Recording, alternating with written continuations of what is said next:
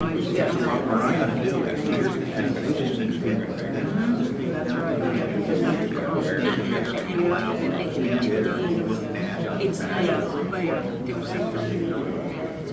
like extras. You don't have to do anything. You don't have to jump volunteer.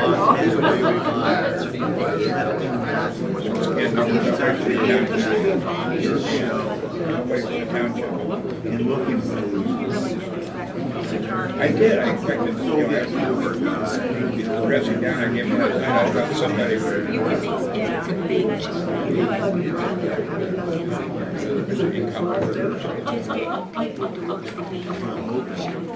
that gets in. He's going to be out. He's going to need help. He's a good guy. He's very short. Well, the thing is, what it is, he gets obsessed. And part of it is a mental issue. What I'm saying is, he's got to run a deep campaign. And I see it. I want to spend it. I don't want to gush. I want to use it. Because that's a source of power.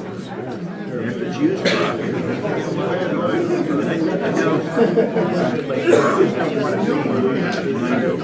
just getting in right there, going too long, but the thing was, all right, that's, I think we've done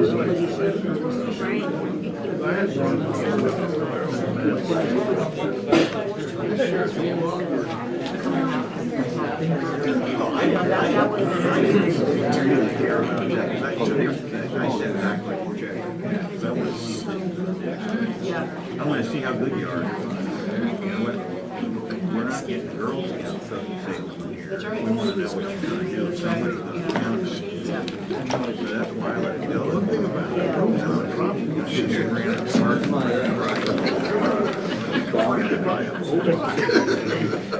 And then Ben. Yeah. Did you notice the additions? Yeah, we don't need the others. You're gonna get a lot of money. So there's 16. You just keep going.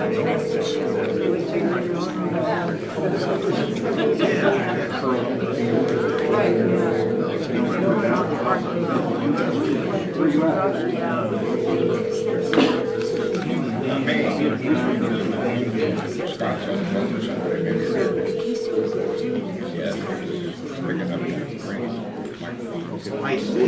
He's very well. I mean, that's the only two possibilities.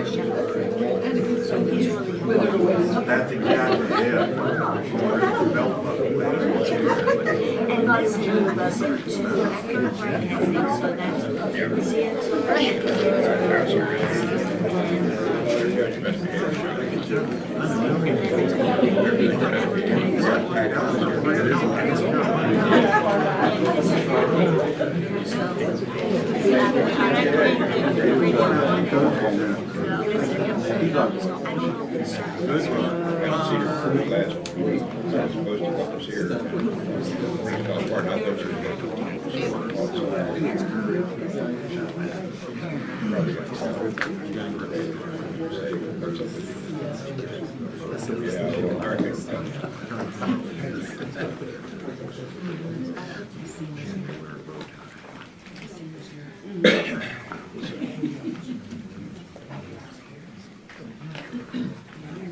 We're just waiting for the arrival of Commissioner Massar. He'll be here in a few minutes.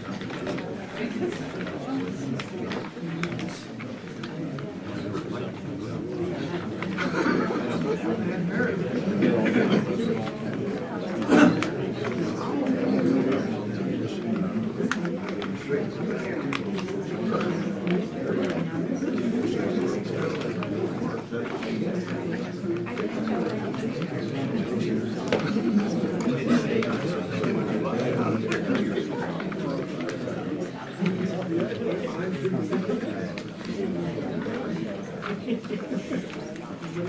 trip.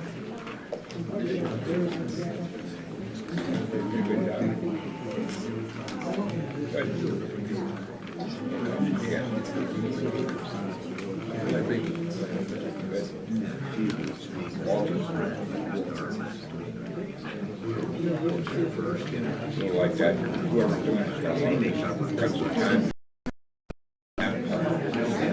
We're doing a nice job for something else for our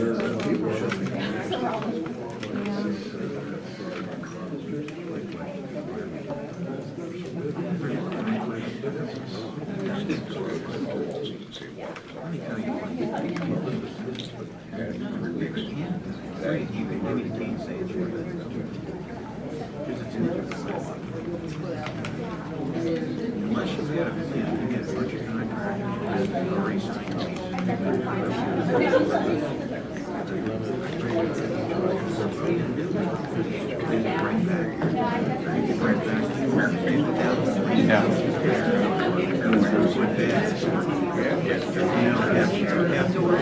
There you go. Right. You know, pizza and bars every 300 feet.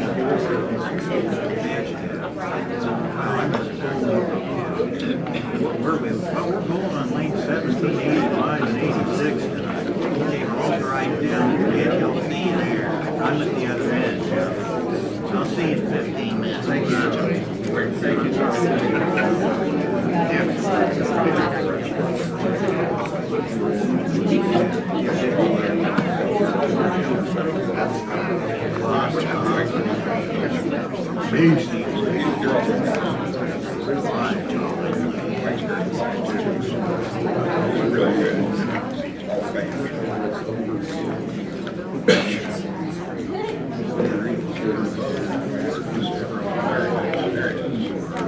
I'm trying to string points down.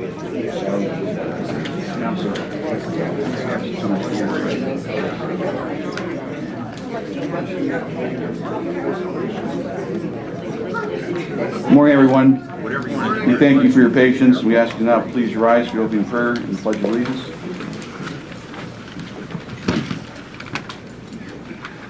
Dear Heavenly Father, we thank you this morning with a thankful heart for many blessings. We're thankful for the most recent rain that we need. This Sunday we'll celebrate Father's Day.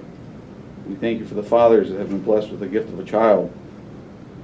The father is a vital and important part of the family that you instituted into this life. Guide these men to be good role models and a solid foundation for their children. And Lord, we thank you for those men that have taken on the role of a father in many families. We know how critical it is for the development of a child to have those men in their lives. Give them the strength and wisdom as they plant the foundation for those youth. We thank you for adopting us as your children and the gift of you as our Heavenly Father. You instruct us in your word. Start children off on the way they should go. Even when they are old, they will not turn away from it. We know that you never fail us, and you guide us through the journey of life if we allow you to be our pilot. Lord, on Monday we'll remember Juneteenth. This is a day that is held to recognize the end of slavery. May we unite to foster racial, cultural, and community harmony. Father, we're all equal in your eyes, beautifully created in your image. It is good that we are not one person, but one people. May we use our talents to create unity and not strife. When ego and pride pulls us apart, may we cling to you and show your love of respect and dignity for all. Father, as we move forward with business as you set forth, we pray for clarity and true wisdom that only you can provide. May we always have a servant's heart as we live each day. These things we humbly lay at your feet. In your name, amen. To the flag of the United States of America and to the republic for which it stands, one nation, under God, indivisible, with liberty and justice for all. Good morning, everyone. This time we'll convene the Commissioners' public meeting, and I have an revision to the agenda. Yeah, Commissioner seeking your approval to add action item 8.1, vote to approve resolution 2023-13, authorizing loan to FamVest 12 Lycoming Mall LLC for the Lycoming Mall redevelopment project, subject to final review and approval of the loan documents by the county solicitor. I'll move to approve the amendment of the agenda. I will second. All in favor, say aye. Aye. Aye. At this time, I would ask for a short executive session to be held briefly. So we'll adjourn briefly.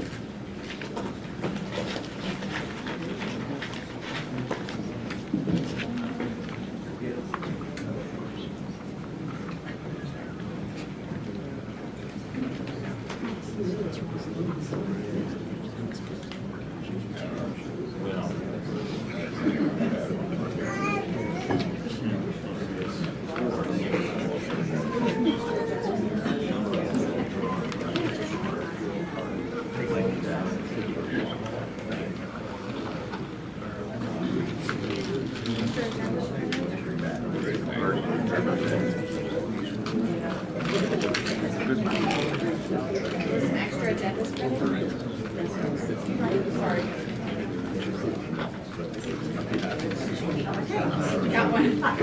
You should have one.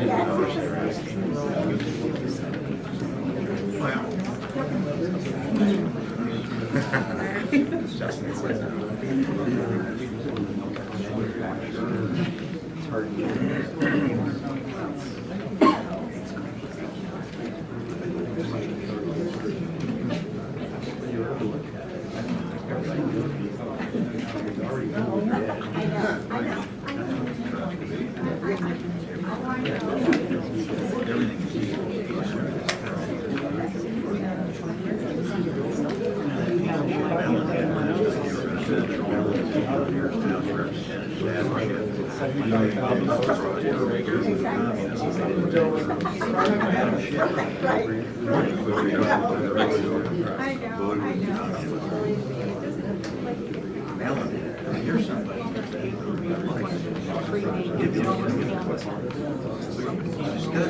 Absolutely. But these 20 guys, they just put friends variety,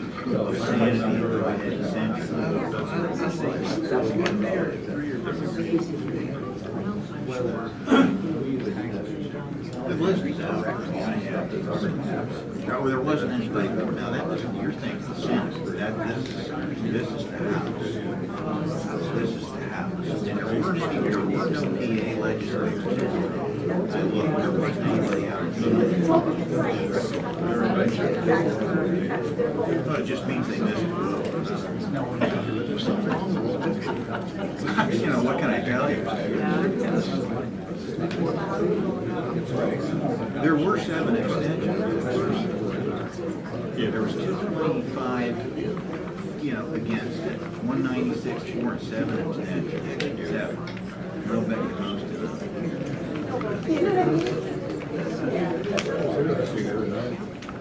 See, with friends like that, we need that.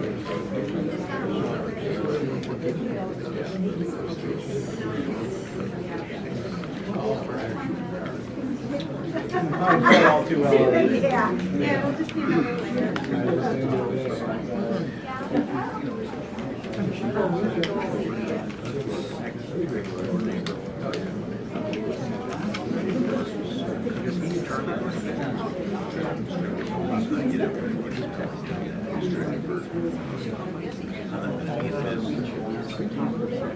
Yeah, well, I think the friends need to be up in front. Usually the fighter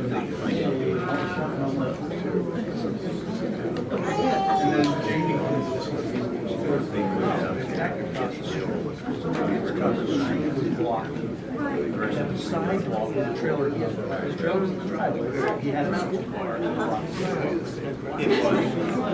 The thing is, driving, I want to get the place back. I normally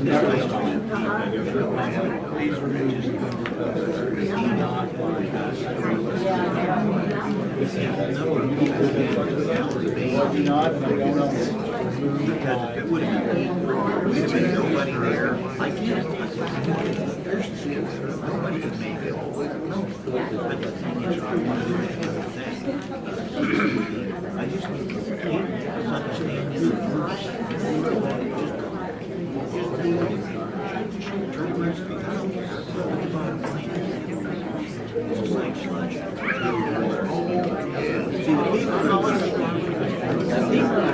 See, the people that are gonna speak leading with this particular meeting, very much the same thing. Yeah, right. Now, somebody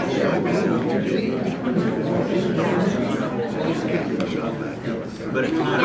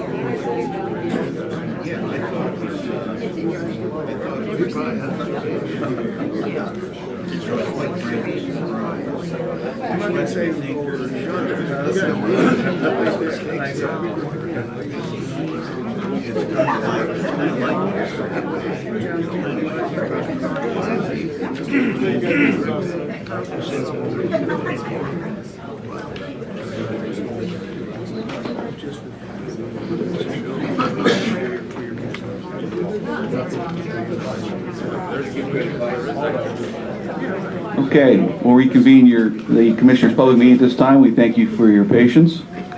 And we'll move on to approval of the previous minutes. I'll move to approve. I'll second. All in favor, say aye. Aye. Aye, so carried. And do we have public comments on agenda items only at this time? Yes. If you would like to make public comments, if you would come up to the podium and please state your name and where you're from for the record. Thank you. Morning, John. Good morning. John Sharman, Jersey Shore. Just a few comments about the money for the mall with it. There should have been a presentation made to the public a long time before this, and I do not know the answer to the question of funding that just come up, whether it can be taken from Act 13 money or not. Being involved in a construction project as I was when I was on the Jersey Shore School Board, it seems like there's been some processes overlooked in the process. Maybe I'm only looking in from the outside, but not to be sure of where the financing is coming from or hearing where the alternative financing would come from if it can't come from Act 13 money. These should have been shoestrings all wound up at this time. And one other thing, and I'll make it very brief. Know a few poll workers. We're wondering when we're going to get paid. We've been waiting. The last time we waited 5 weeks for a check, and we're waiting for our money. And from what I understand, checks have not been cut yet or mailed. We shouldn't have to wait that long. Yeah, I just spoke to Forrest yesterday and Budget and Finance. It's upstairs right now. He just brought it over for us to sign, so the checks will be cut immediately. But it shouldn't take that long to get the checks out. Thank you. Thank you. John, thanks for telling us about the poll workers also. I ran into a constituent who asked the same question, and you're right. We should try to figure out a system so it doesn't take 5 weeks. And just one other thing. Even though the county has first rights if this project goes belly up, being that there are personal finances also being put up, whether the county, if it does go belly up, which I hope it doesn't, will never recover the money because it will take years with the legal process. Anybody else?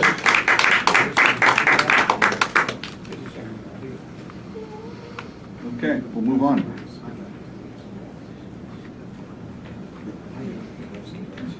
Director? Excuse me. All right, there's no comments online on the agenda. Going to 2.1, bid opening. Kristen? Rogers. Bid openings for flood mitigation, acquisition, and demolition.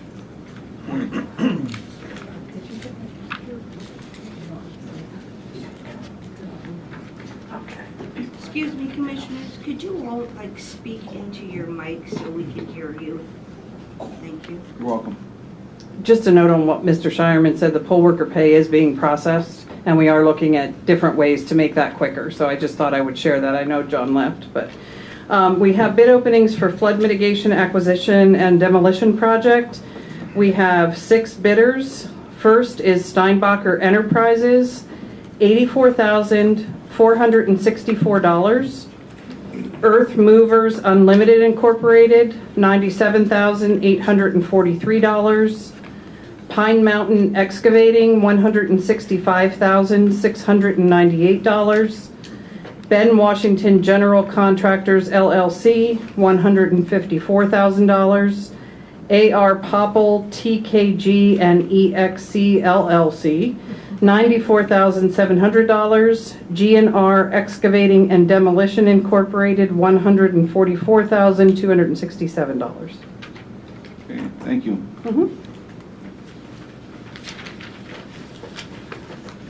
Okay, moving on to reports. Kaylin, approve accounts payable and cash requirements report. Good morning. Morning. Presented for your ratification are invoices due through June 21st of 2023 to be paid on June 14th, 2023 in the amount of $1,446. Well, I'm sorry, $1,446,515.11. The breakdown is as follows, with 38.71% being funded by the general fund at $559,996.55.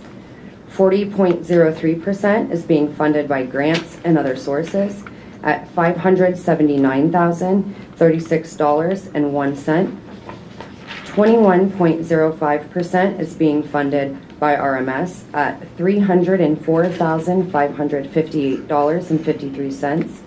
And 0.20% is being funded by escrow at $2,924.02.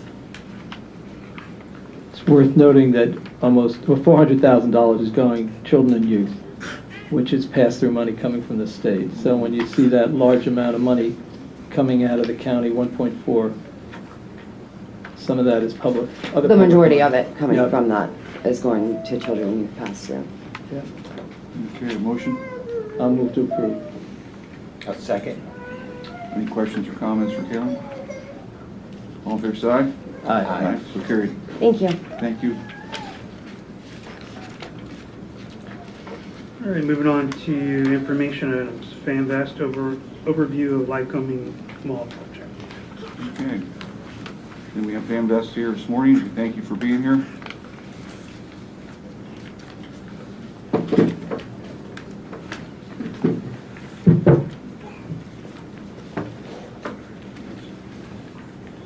Thank you, Commissioners, and thank you, members of the community in Lycoming County. This is actually not our first time up in front at this podium, or my first time describing and discussing the plans for the Lycoming Mall. And I'd like to first start off with my apologies for not being here in attendance last week, as we were notified the night before that the meeting was postponed until today. However, we did take time to watch the playback of the meeting, and we appreciate all the comments and concerns that were made at that meeting last week, and we hope to address those today and prepare to answer any of your questions. With that, let me address one of the biggest concerns we heard from a number of the attendees. And for the record, FAMVest's purchase of the Lycoming Mall does not now, before, or any time in the future include any plans to populate the existing buildings with undocumented immigrants, and neither do we have any agreement or discuss with the United States INS for any new buildings to be built as part of the redevelopment of the Lycoming Mall property. Thank you. What I am pleased to do this morning is share an update on FAMVest's purchase of the and redevelopment plans for the Lycoming Mall. It's just over a year that we entered into a purchase and sale agreement with the current owners of the mall. During the past year, we spent considerable time becoming familiar with the tenancy, history, and condition of the mall. We work with many local and state constituents, including our county commissioners here today, to gain support with some necessary financing and how to work together to revive once again what was a vibrant economic engine of our community here. We had many ups and downs throughout the year, and yes, including some delays in closing, some of which dealt with the necessary commitments the current owners had made that needed to be achieved before we could purchase the property. But today I can commit that we are moving forward, and if all goes well today, hopefully we'll close by this time next week as the new owners of the former Lycoming Mall. Before I continue with discussing our redevelopment plans for the Lycoming Mall properties, let me take a few minutes and share some history about FAMVest and our affiliates. We are a central PA-based real estate company in business for over 50 years. We develop multifamily residential, commercial single-tenant, and retail shopping centers, industrial warehouses, and many other forms and facets of real estate. Our market activity includes all of Pennsylvania, Western New York, the DC Metro and Northern Virginia area, the Carolinas, and in South Florida. Just in the last 15 years, we've developed the following projects just in this county. We raised the former Schneider furniture manufacturing facility and built a new facility for Schlumberger, one of the largest oil and gas companies in the world. We purchased the former metal fabrication facility at 2891 South Reach Road that was burned in a fire and was shuttered for years. We completely redeveloped the facility and is being utilized for a national tire distribution facility. We purchased 22 acres of land in Pennsdale at the Pennsdale exit, obtained initial land developments for that site before selling it to Geisinger Health, currently operating as a healthcare facility. We purchased the old Swoop building where they kept used vacuum cleaners and household items outside in the yard. Loyalsock Township really wanted that eyesore gone. We demolished it and built a new building strip center with one main financial and a mattress warehouse on the strip. In residential, we own Jefferson Square on Washington Boulevard, which was an old school converted into an apartment building. We purchased and completely renovated Faxon Bowling on River Avenue. We recently purchased 1501 East 3rd Street, which used to be the old Delta Galil 240,000 square foot manufacturing facility, and it is now populated by Paxson third-party logistics entirely. We purchased the old Halliburton facility on Fort Girton Drive, which is now occupied by Cut Energy. Recently, we purchased the former Ruby Tuesdays located at 1940 East 3rd Street, which was closed for a number of years, and we rebuilt a brand new Texas Roadhouse in its place. We've purchased and raised the former Chinese restaurant at 1955 East 3rd Street and built a new Chipotle. And on Maynard Commons, our most recent development down here in Williamsport, we recently purchased and raised the former Foundry building and are planning a 3-tenant commercial development directly across the street from Penn College. The projects I just mentioned above represent an investment of over $75 million and tens of millions of dollars more by those specific businesses that have occupied these buildings. Just in this county, not to mention the hundreds of jobs that were created as a temporary basis when they were redeveloped, and permanently for the jobs of those people that go there as work each and every day. And just like all of those projects, we are excited and committed to doing something transformational at the Lycoming Mall property. This will be a multi-phase project which will include a mix of uses: retail, hospitality, healthcare facilities, residential units, full service and quick service restaurants. I want to share that development is a complex and competitive business. Most national tenants required confidentiality when entering into a market, and in turn, landlords have their own confidentiality concerns.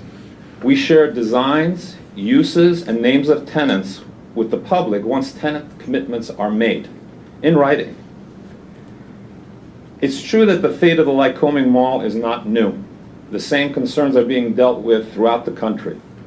While malls and the mall shopping experience has been on the decline, shoppers, however, are attracted to well-positioned shopping centers that may include a mix of uses, including some residential at or near the property.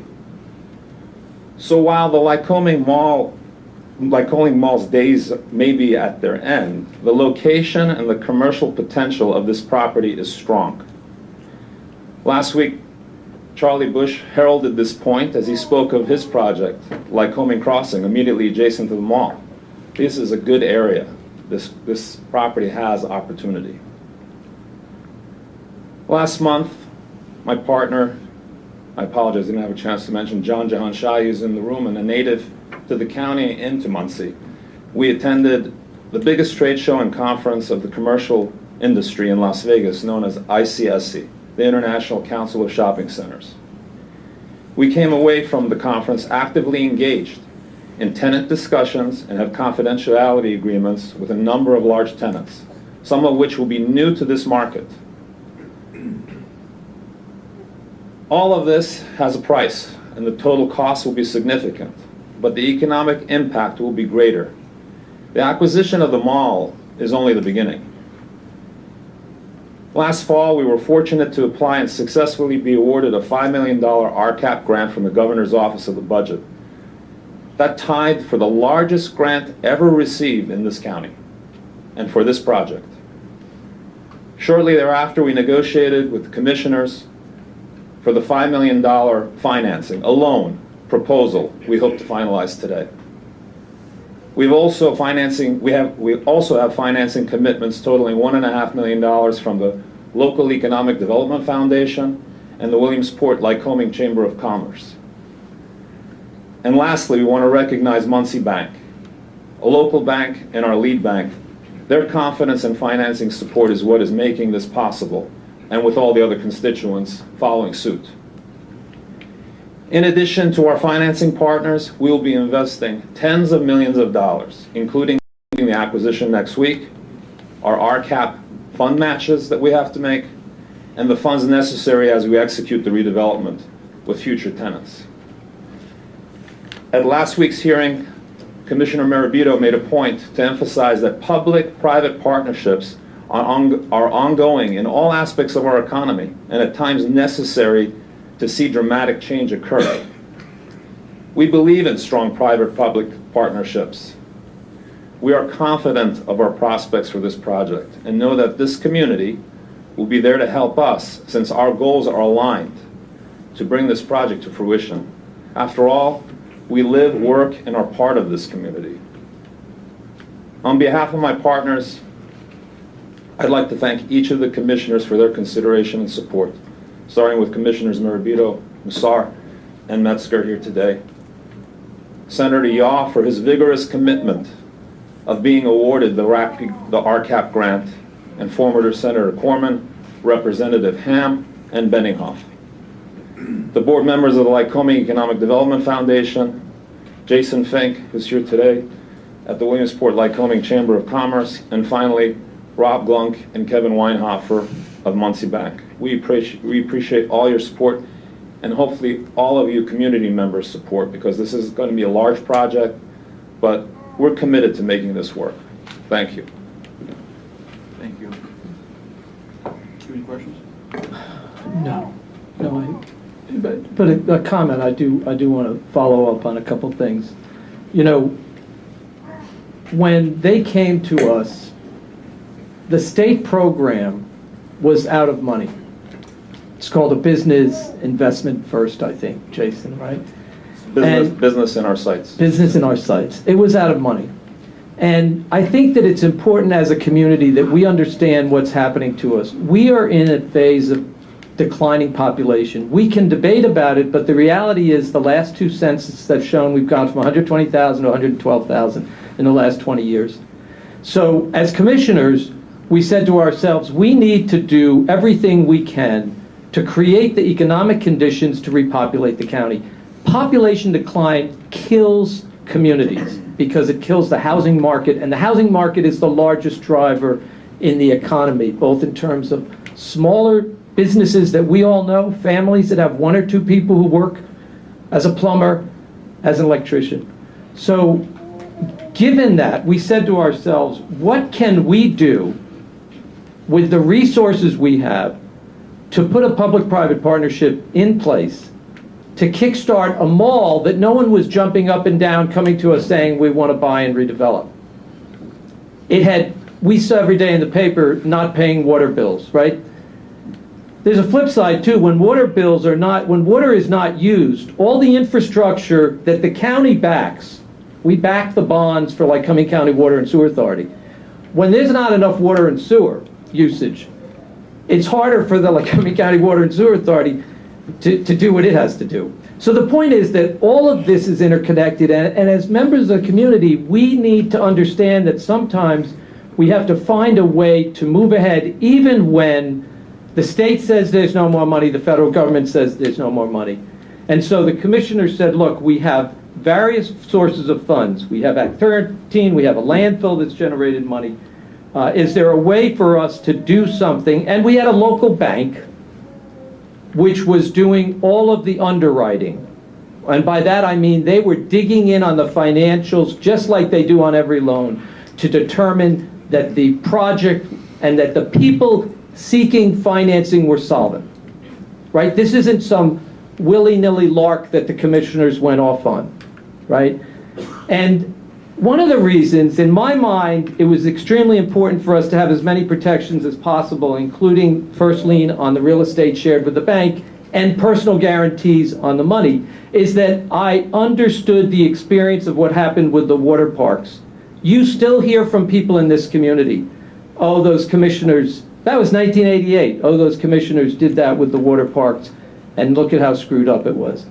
None of us wanted to have a decision made that was going to reflect or hurt the county for decades to come. We have to look to public-private partnerships in the future, and so one of the things that was important in my mind was making sure that we did this right so that the community felt safe and assured to go ahead with other projects in the future. This is not an isolated. This is how we're going to pull ourselves out of this depopulation, this deceleration in the economy, in my mind at least.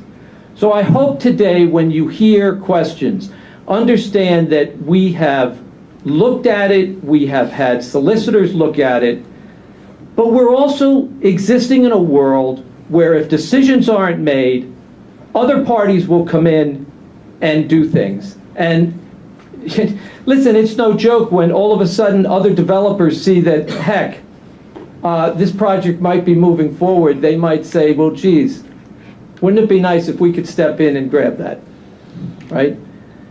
There's been not just time and effort by these guys invested, but there's been money invested by the organization to get where they are. So I hope the public understands that we don't make decisions lightly and that we've done what we believe are the proper things to do to protect the taxpayers and at the same time not to sit back while our community collapses around us. And I don't mean that in a negative sense. What I mean is that when I read statistics that the population in the state has grown by 6% and we've declined by 2%, when I see economic reports that show that there's been more economic activity in other counties than in this county, I say to myself, okay, what can we do? And that's what we've done. I just wanted to put that out there. I do have a question. Received an email this morning at 8 o'clock from a constituent down there. And one of his concerns, which is what he's hearing, a rumor, is that the mall, the stores have been vacated from the mall, which we know that's reality. And the intent is to have the mall vacant for a period of time so that the new owners would come back to get either further tax reductions. Your track record shows differently, shows that what you either sell something or you develop it immediately. Could you assure the public that that's not the intent of this project? Thank you, Commissioner. It's a very good question, and I will tell you that we don't take lightly the fact that even though we have borrowings here, we have expenses and costs to incur on a daily basis. So, as Commissioner Marabito mentioned, we've already invested a lot of time, effort, and money at this, and we've already moving forward with plans. And our intent is to move as quickly as we can, as responsibly as possible, as we formulate a design of the building, and at the same time make sure that we maintain that property in as safe a manner as possible, because as you pointed out, it's all but 2 tenants are remaining in the building, and we want to make sure that we have a safe transition there. And as the plans unfold, we would move quickly to develop the mall. So just to follow up on the commissioner's point, I think what the public's concerned about is, obviously, once the buildings are torn down, you have a right under the law to go in and ask for a reassessment of the value of the property only, right? And that's legitimate. That's allowed by law. What the public doesn't want, and what we as commissioners don't want, is for the project to sit as vacant land for 5 or 6 years with no development on it. And this came up with the Housing Starts program also that the county is helping to fund. We want to just make sure that there's a good faith effort. Now, as a practical matter, you've got over $10 million in loans to pay interest on. So for the public to understand that saving money on taxes pales in comparison to the debt service on $11.5 million, right? That's correct, and we've got our personal guarantees on it, so Right. we know we have an agenda that we're trying to move as quickly as possible. Our Right. intent is to redevelop. If we could do it tomorrow, we would. Right. The intent is to develop, okay. Probably what's brought up to me more than anything over the past 4 or 5 years is there anything that you can do to revitalize Lycoming Mall? I mean, that was not bridges, not safety. It was the Lycoming Mall, because it's wasting. It's lost its tax revenue, its assessed values, and I want to make a couple points that government can help invest in communities in multiple ways. Some of the most common ones are LERTA. I think it's Local Economic Revitalization Tax Abatement, if I'm right. There are specific areas delineated in a city or county that you may say, hey, we're going to give you a tax abatement for 7 years, 10 years.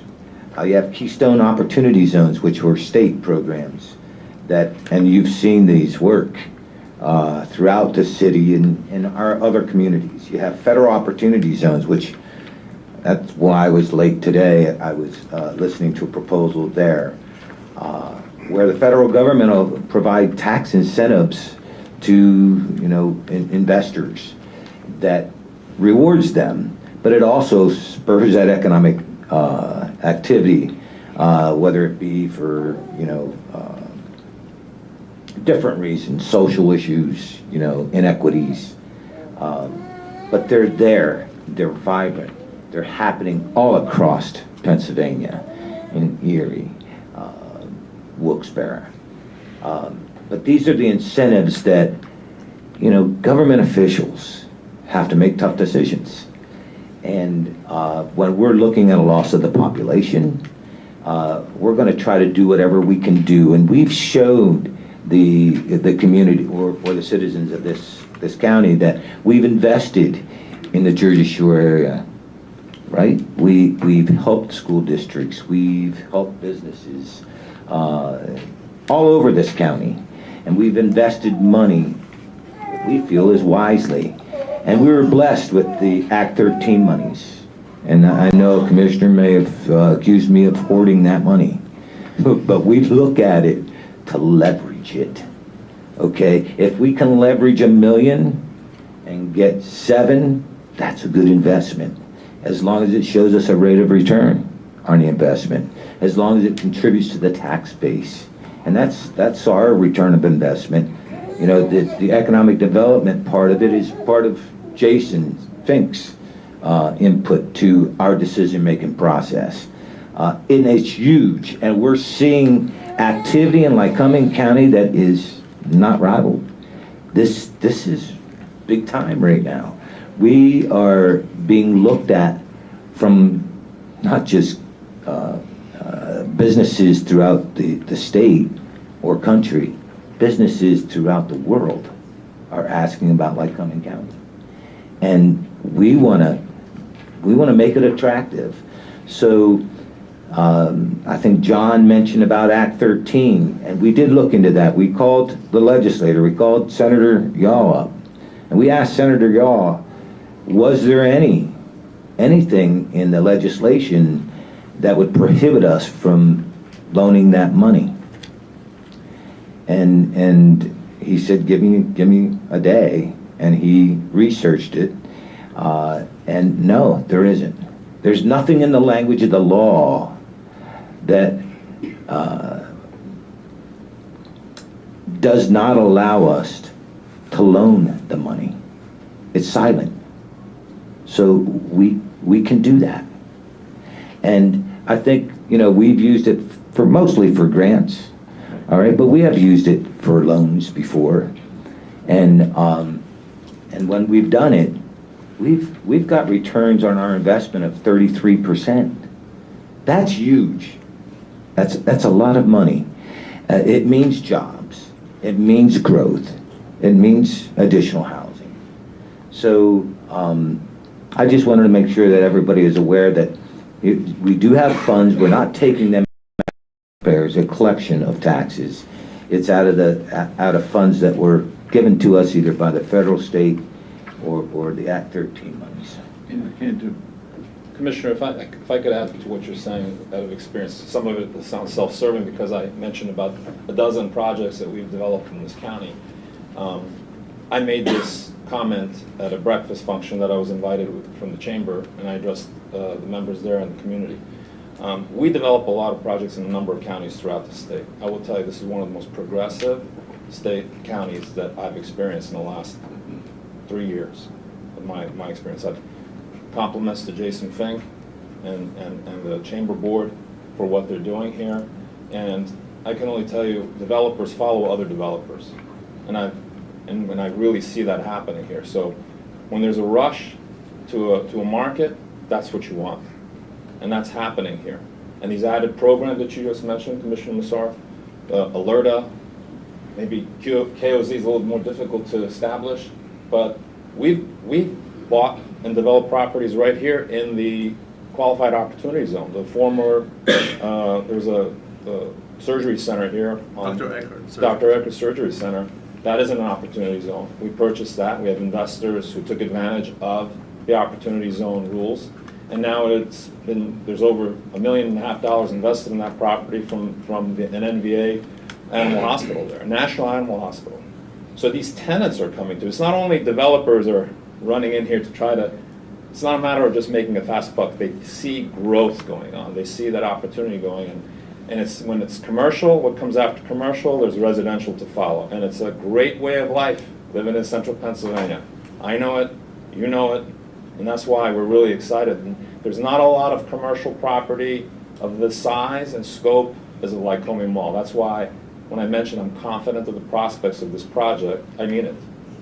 I think it's also important that the public knows that you have an agreement, right? And that agreement's ready to expire. That is true. That's a big point. And what we don't want to do, at least me, and we'll discuss this, is stop it. I don't want to see that opportunity taken away from us, only to hope that someone else will come in with better plans. The mall's been sitting there, I'll say vacant. It hasn't been vacant, but it's not the mall it used to be. And languishing is the word. Yes, okay. How many years has it been languishing? 5? 6 at least. 6, Yeah. at least 6 years. Well, look at the appeals on the taxes. Right. That'll give you a good indication. Yeah, the public needs to understand that when the mall owner has a major tenant like Macy's and Sears leaves, the income coming in to his company gets reduced. He files an appeal. Well, actually, the stores file appeals also, the big box, but he can file an appeal. He gets his taxes reduced. The point that Commissioner Massar made is very important. The way we reduce taxes is by having growth of residential properties. When our death rate is going up faster than our birth rate, we wind up with tax base going on a smaller number of people, and people every day saying, why am I paying so much? If we build more houses, if we get more population, we spread the cost of government, whether it's the prison or children and youth or whatever, we spread it over more people. So we each pay a little less. You know, we have John in the audience. Thank you for being here last week, John. You brought up a lot of good points. One of them is you have to spend some money to make some money. And we did that over on Route 15 with the Timber Run Industrial Park. And that's bringing employers here. We saw that with Digger coming here, and now there's other employers coming to that park. And that's what we're doing here. And, you know, we're looking at investment, and Commissioner Massar brought up a good point about leveraging the Act 13 monies.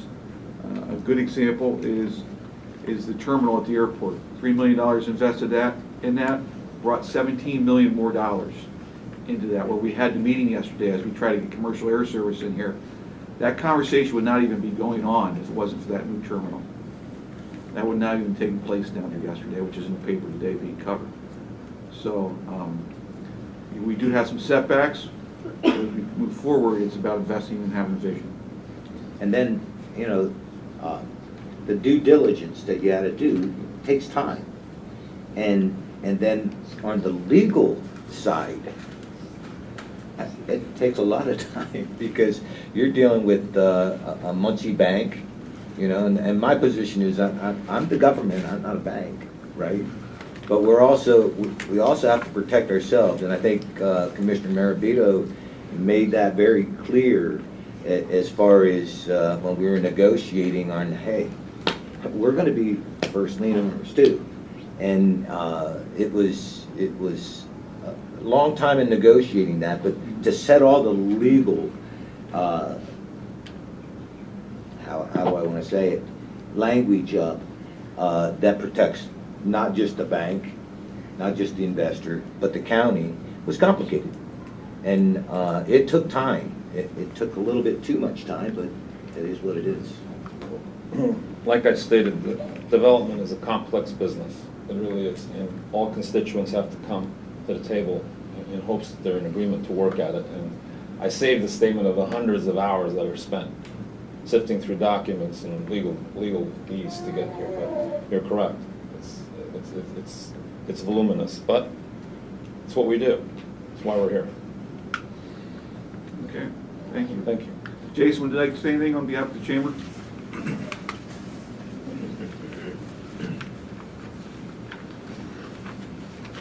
I'll be brief. First of all, thank you, commissioners, for taking a new approach in being able to look at economic development here in Lycoming County. All three of you have addressed the fact that what I see as one of our biggest issues is our population loss. We have seen great successes here in Lycoming County with companies who are investing, expanding their operations here. We have West Pharmaceuticals, we've got Prismian Group, we've got a number of other companies I could rattle off that are coming into the market. What I'm hearing from existing companies, where are they going to get their employees? We don't have the population that we had before. The fact of the matter is we've seen a decline in certain sectors of our community. Birth rates are lower. We have that aging population. If you go into some of the industries that we have here in Lycoming County, you see their workforce is aged. The fact of the matter is we need to do more to be able to be out there to get people to come here.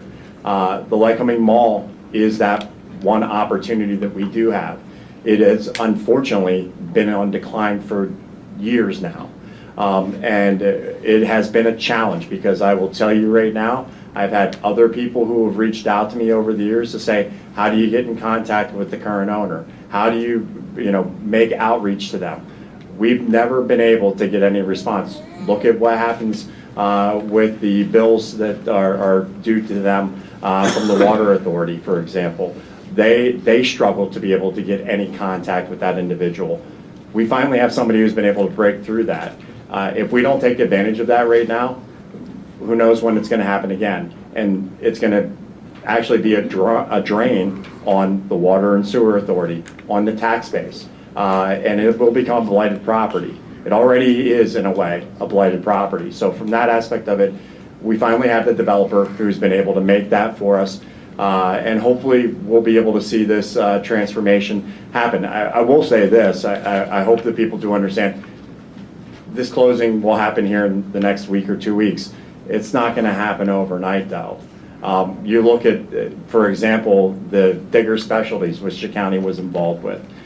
We were in conversation with Digger for about a year and a half. They closed on a property. They just opened up last year. The fact of the matter is, development takes time, and proper development takes time.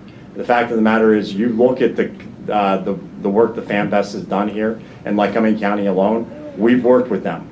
They've been very credible. They've been upfront with everything that they've been able to bring to us. The fact of the matter is, they're one of our better developers here in Lycoming County, and we appreciate their investment in this community. And I would hope that the residents of the community would take the time to look into them, really go out online and read about them and understand the developments and the projects. You've heard about the projects that they've done here in this community. You probably have gone to their establishments. The fact of the matter is, you need to really understand exactly the type of investment that they are, the investors that they are, and the types of projects that they're able to bring. So with that, I appreciate the time, commissioners. Can you tell us about the loan and why it was made and the source and so forth? Yes, from us? Yeah. The chamber actually has limited funds that we're able to work with companies to try to assist them in bringing their developments to the market. We have a program, Business Infrastructure Development Program, and it's a loan pool that we have.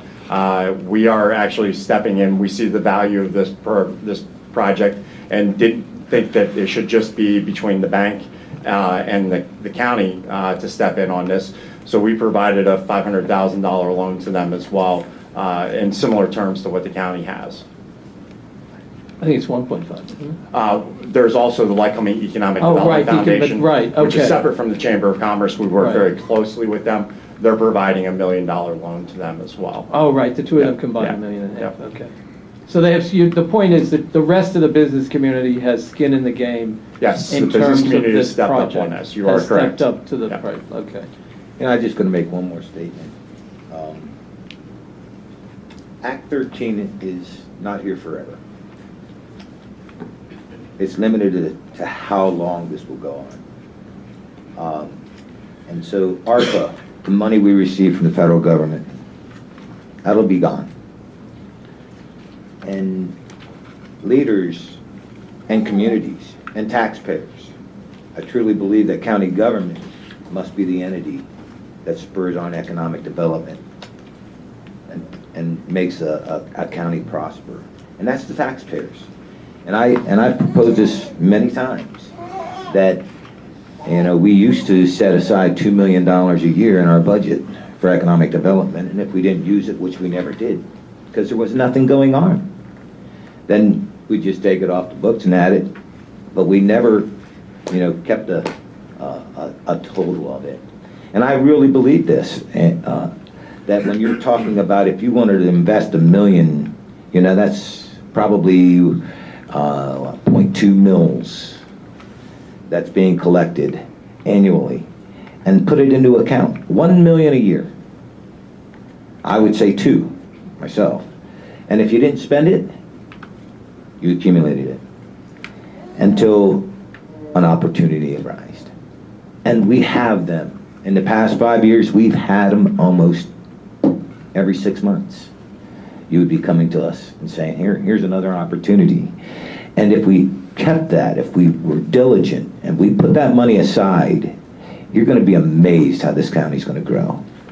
And I would offer that to the next Board of Commissioners, that seriously consider keeping that money there and just adding to it once a year.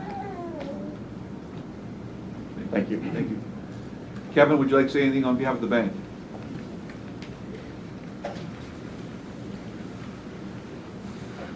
Thank you for being here. Thank you.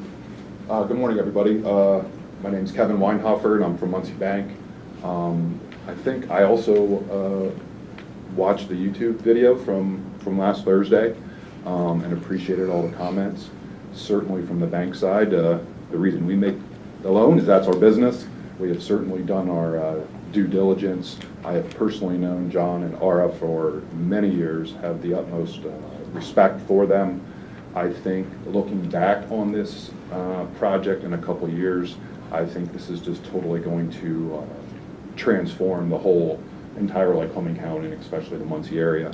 I don't want to belabor what Jason already said and Ara's presentation and the commissioners, but I, of course, fully support this, and I just think it's going to be a remarkable project. Thank you. We normally don't do this, but would anybody from the public have a question for anyone that has spoken? Want to give that opportunity to, yes, sir. If you come up to the podium, please. Or comment. Yes. Or comment. If you don't have a question, if you want to make a comment, I want to give you the opportunity now instead of waiting till the very end. We normally don't do this, but the gentlemen are here, and I want to make sure that they can answer anything if you have anything or comment. Good morning, Commissioners, Mr. Administrator. My name is Gary Jones, 2390 Route 220 Highway, Muncie, Pennsylvania, Muncie Township, in which the Lycoming Mall is located. I did speak last week, and I've been here for a couple of meetings prior to this. And at this point, I'm a member of the Muncie Township Zoning Hearing Board, and outside of me, we have the tax collector and a member of the planning board here. None of our other representatives from Muncie chose to come. At least I don't see any others. We brought this up at a township meeting last night that we highly recommended that the supervisors be here and come up with any questions they might have, and they chose not. A little bit about my background. I am a retired CPA, and I woke up this morning and I looked at this a little differently than I enjoyed the presentations. I really appreciate it. I'd heard nothing this morning that I hadn't heard before. So I want to really kind of go down into a little more detail, and I would like to ask some questions. I know some of it's going to be, boring to you because you probably asked these questions as did the bank going into it. I looked at it more as a co-signer, as a resident of Lycoming County, and as a potential investor. If somebody came to me and wanted me to invest into a project at Lycoming Mall, I'd ask a lot of questions. And first of all, my first question was, because we talked about the Act 13 money before, last week you weren't sure, but that's going to be Act 13 money. That's not necessarily true yet. No, it's still not decided. On that property itself, as it comes into Muncie Township, first thing I'd like to look at is there going to be subdivided property off of that to other entities? And you can just say yes or no if you prefer to come up, and I can ask questions directly for an answer. So, is the plan to remain ownership of the property by FAMVest and just have tenants? I'll be happy to answer your question. Thank you. There could be a range of entities that are created for different purposes, all related to our entities. Can you guys speak into the mic, because we're being live streamed, and also the people doing the minutes need to be able to hear. So with these entities, there's a possibility that you will be other members of an organization. You might be a general partner with limited partners. I can't speculate exactly the structure of this. Nothing is like that has come to fruition yet. Are there presently with FAMVest, are there any other limited partners? Other than The three- John? Yeah. Yes, one other member that's not here. There's the three of you then? Yes. Okay.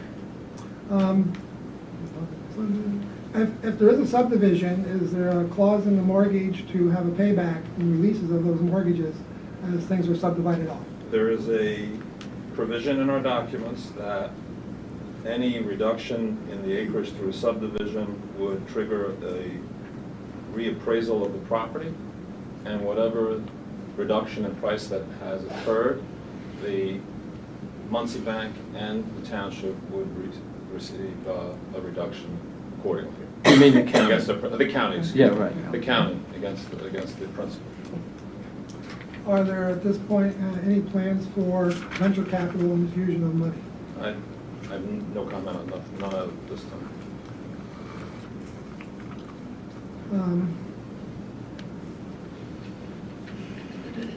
Presently, there's no shares of this company available for sale? No. If the commissioners turn around and decide to vote no, is there a plan B? Well, we always have Plan B, but at this point, we're counting on going forward with this because of the time constraints that we have. Generally, I'm sure you did this with the Bank of the Commissioners, you probably did financial forecasts and projections of what you planned on doing. Was that supplied to the bank and to the commissioners? No, there is no financial forecast other than planned development is what we described.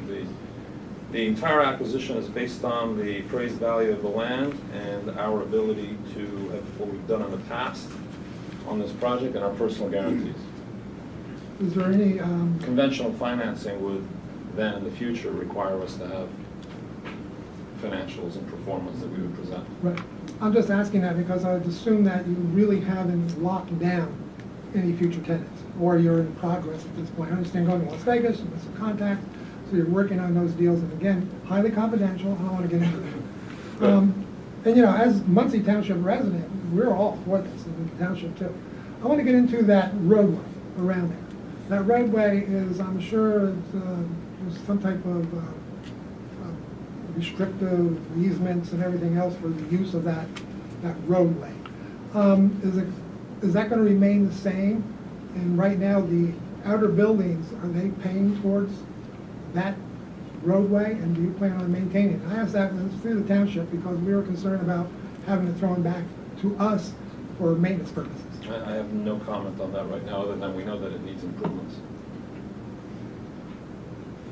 Someone I did hear at one point that there was a PennDOT grant.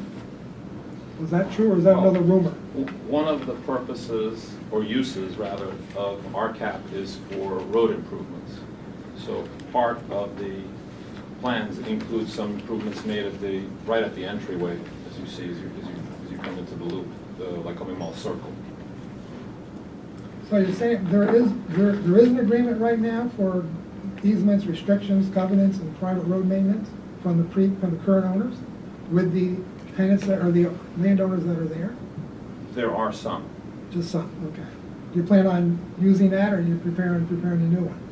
That's yet to be decided.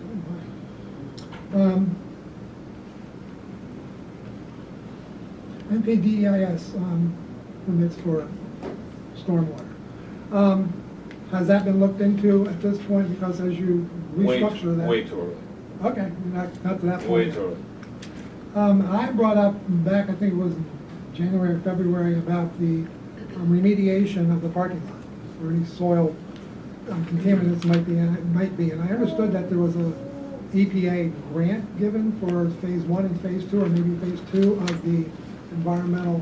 There are grant programs that are available for environmental assessment, but we have conducted an environmental assessment that we have found no hazards at this time, and that was shared with the county as well as with the bank. Okay, so that's been done, what, through phase 2 at this point, or just phase 1? I can't recall if it was really. I think it's a phase 1. Phase 1. Yeah, and it's part of the loan documents, Yeah, Mr. part of the loan Jenkins. documents, but it's Yeah. already there. There's been representation Is to that the bank available to the public? and to, yeah, I Well, mean, it's an environmental indemnity. if it's yeah. Yes, indemnity. Do we have to get a right to issue a right to No. know information? No. Okay. That would help. As we go forward, you know, we want to work with you in Muncie Township, no doubt about it, because it's a valuable property to us. And I'd like to extend an invitation to you and your organization to come down to meet with a lot of Muncie residents, because last night's meeting was heavily debated about what's going on, a lot of rumors and everything else. Unfortunately, a 10 a.m. meeting on Thursday makes it nearly impossible for most residents to come. And I could do it immediately, to extend an invitation to come down and answer some questions by the residents. I really appreciate the invitation, and I really look forward to working with Muncie Township, as does John. We need to get our ducks in a row and have our plan, and we want to take advantage of sitting down and meeting with a subset of the planning commission and staff, as well as supervisors, and we look forward to doing all those things as our plans unfold. So on your plans, you figure maybe 25% through, 50% through? I can't comment on that right now. I wish I could. Okay, that's all I have right now. Thank you very much. Thank you. Thank you. Thank you. Thanks. Anybody else? Mark?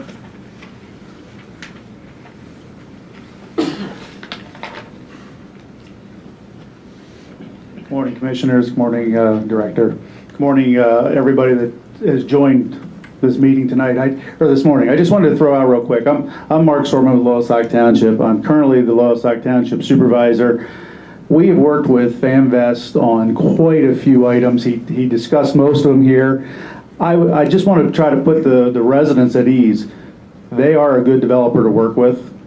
Anytime we went to John and said, hey, would you do this? The answer was yes. It was never, no, I don't have to. I'm following all the laws. He did whatever we asked. On top of that, and I know that there was a question about the water mitigation, they also allowed us as a township, because we do have mandates from DEP for water retention in our community. We don't have a lot of land that the township owns, so we got to look to other people for that. They allowed us to come into their property at Ruby Tuesdays during development, which is a lot easier, to put our own water retention in the back of their parking lot. So we got our points as our community that we need on an annual basis for DEP by the helps of working with them. On top of that, which is above and beyond, they allowed us to come into Faxon Bowling that they own, tear up their parking lot for us to get DEP points. And we went ahead and did that and fixed, replaced the parking lot. But, that's something that is, to me, above and beyond, because a business owner does not they don't have to allow us to come into their parking lot, tear it up. There was nothing wrong with their parking lot. And all they really got out of it was the cut through the middle, resurfaced, and maybe we painted some lines, I'm not sure. But, so I just like to throw that out there. You can be very comfortable with these guys developing that anything your zoning officer or your planning department asks of them, they're going to step up and do it for you. I'm sure of it, because they've done it for us. Thank you. Thank you, Mark. Thank you. Yes, Sheriff?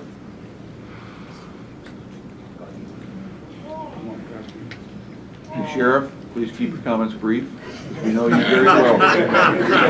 We know you very well, and everybody wants to go to lunch sometime today. Mr. Sorman gave me his unexpired time, and so did Commissioner Murvita. I only knew about this as of last week.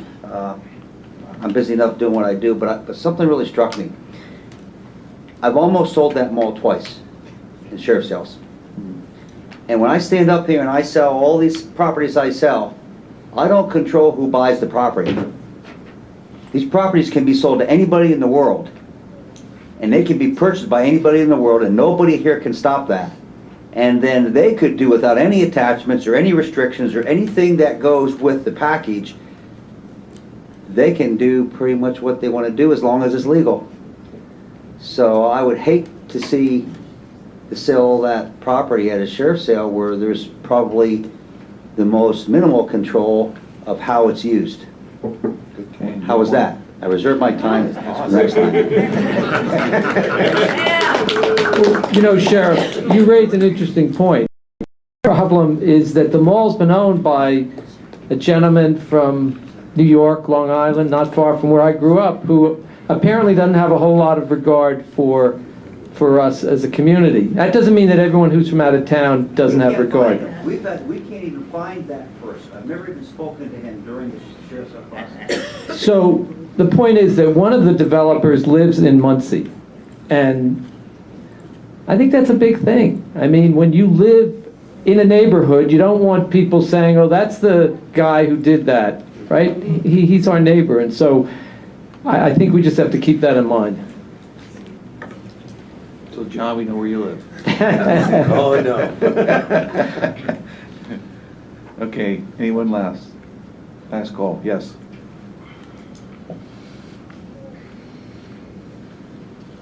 Morning. Morning. I'm John Isley. I live in Muncie Township. I hear the money is a big thing here. The only thing I'm hearing in the future is a county reassessment. I want to know how that's going to affect us county residents as this reassessment. Is this going to I'll talk about that reassessment coming up. It's rumored, so I don't know if it's true or not, but I'd like to hear from you, commissioners, on it. So we haven't voted to do a reassessment, and it's a question that comes up, and I don't know whether this board will do it or whether the next board will do it, but it's totally separate from this project. I mean, it's a issue that affects the equitable distribution of taxes in a community because the value of the properties and the assessment level changes over time. And it's been since 2004. And actually, Commissioner Macer served on a statewide reassessment commission. And it's been probably almost 20 years since we did a reassessment in this community. So, you know, county commissioners always lobby the state legislators to make it a state law. Pennsylvania is one of 6 states that don't require reassessments. They leave it up to the county government. Well, there's a reason for that. Okay? Puts the responsibility on us, not them. And in the past, typically when a commissioner or board of commission decides to do a reassessment, they get voted out. Right? Partially because they don't understand why you do a reassessment. Okay, I've advocated for 6 years, 7 years, that we need to do a reassessment because it's like at if I'm not mistaken, about around 68%. In other words, about 32. No, it's 50. It's 50 some percent. 54. It's about, according to common level ratio, our values are off by about 47%. 47%. That's a lot of money. And it's being spread out to all members of the community, everyone that owns property. Whereas if you have an investor that comes in and he spends $15 million for the mall, right? They can come in and appeal their taxes, and I'm not sure if this is what this gentleman's talking about. I'm not even sure the last time it was appealed. What it's down to, but it used to be around 48 million. Now it's below 20, right? Right. All that tax revenue is now dispersed between every taxpayer. Okay, to your point. So that's the value of reassessment. It puts the taxes equal. Appropriated to the right individuals for the right assessed values of those properties. So we have properties out there right now, and I can all over the county. Pine Creek. These people paid $400,000 for the properties, and the assessed value is $25,000. Now that needs to be equaled out, and then that shares that tax burden. And it'll lower some property taxes for some people, okay? Others it will raise, and some will stay the same. But if we don't do that, if we don't do a tax reassessment, then I'll tell you what, we're not being responsible as leaders of this community. We're just pushing it off to the next board. And here we have the opportunity of 2 commissioners that are leaving anyway, right? Will I probably see a tax increase? Yeah, I probably will. But I'm okay with that. You know, I'm still working, you know, and I'm not elderly. I haven't lived in the same house for decades where we keep raising their taxes. If we don't do a reassessment, we're going to keep raising taxes every year, school districts and locals and county. That's the way it is. But it should be raised on those individuals that have properties that are so very under assessed. And, you know, I wish I could tell you how it will work out, that's up to the State Board of Equalization. Commissioner, I think it might be beneficial too to talk about the reality of if you were to vote on a reassessment, the timeline on how that would happen. You know what I mean? It would take probably 3 years. Yeah, you're looking at Because- 2026, 2027, we would do it tomorrow. Yeah, because there are only 2 companies in Pennsylvania who do reassessment, I believe, in Pennsylvania, because it's not mandatory, so there's not as much demand. I'm sort of curious, in this room, and I would ask people to put their hands up if they're willing to. How many think the county should do a reassessment, and how many think we should do a reassessment? Okay, see, it's interesting. If I only see about 4 or 5 years. Okay, that doesn't mean, it doesn't, just because only 4. How many think we should not do a reassessment? Oh, so actually, how many don't want to answer on the question? So, all right. So forget that method of trying to make decisions. No, it's a tough decision. That's like when But- we were talking. But remember, when somebody builds a home or purchases a house for $1 million, however it is, it goes back to the last reassessment. The values go back to 2004. So if I build a home or do anything, you may spend $2 million on a project, and then we look at it and say, okay, you got to give them the common level ratio 1, and it's got to go back to the 2000 base evaluation. So we're losing money, and I say that in the not for us, for operations. That just isn't. It's just not fair to all the taxpayers. It's just not fair. Okay, thank you. All right, we'll move on to personnel actions.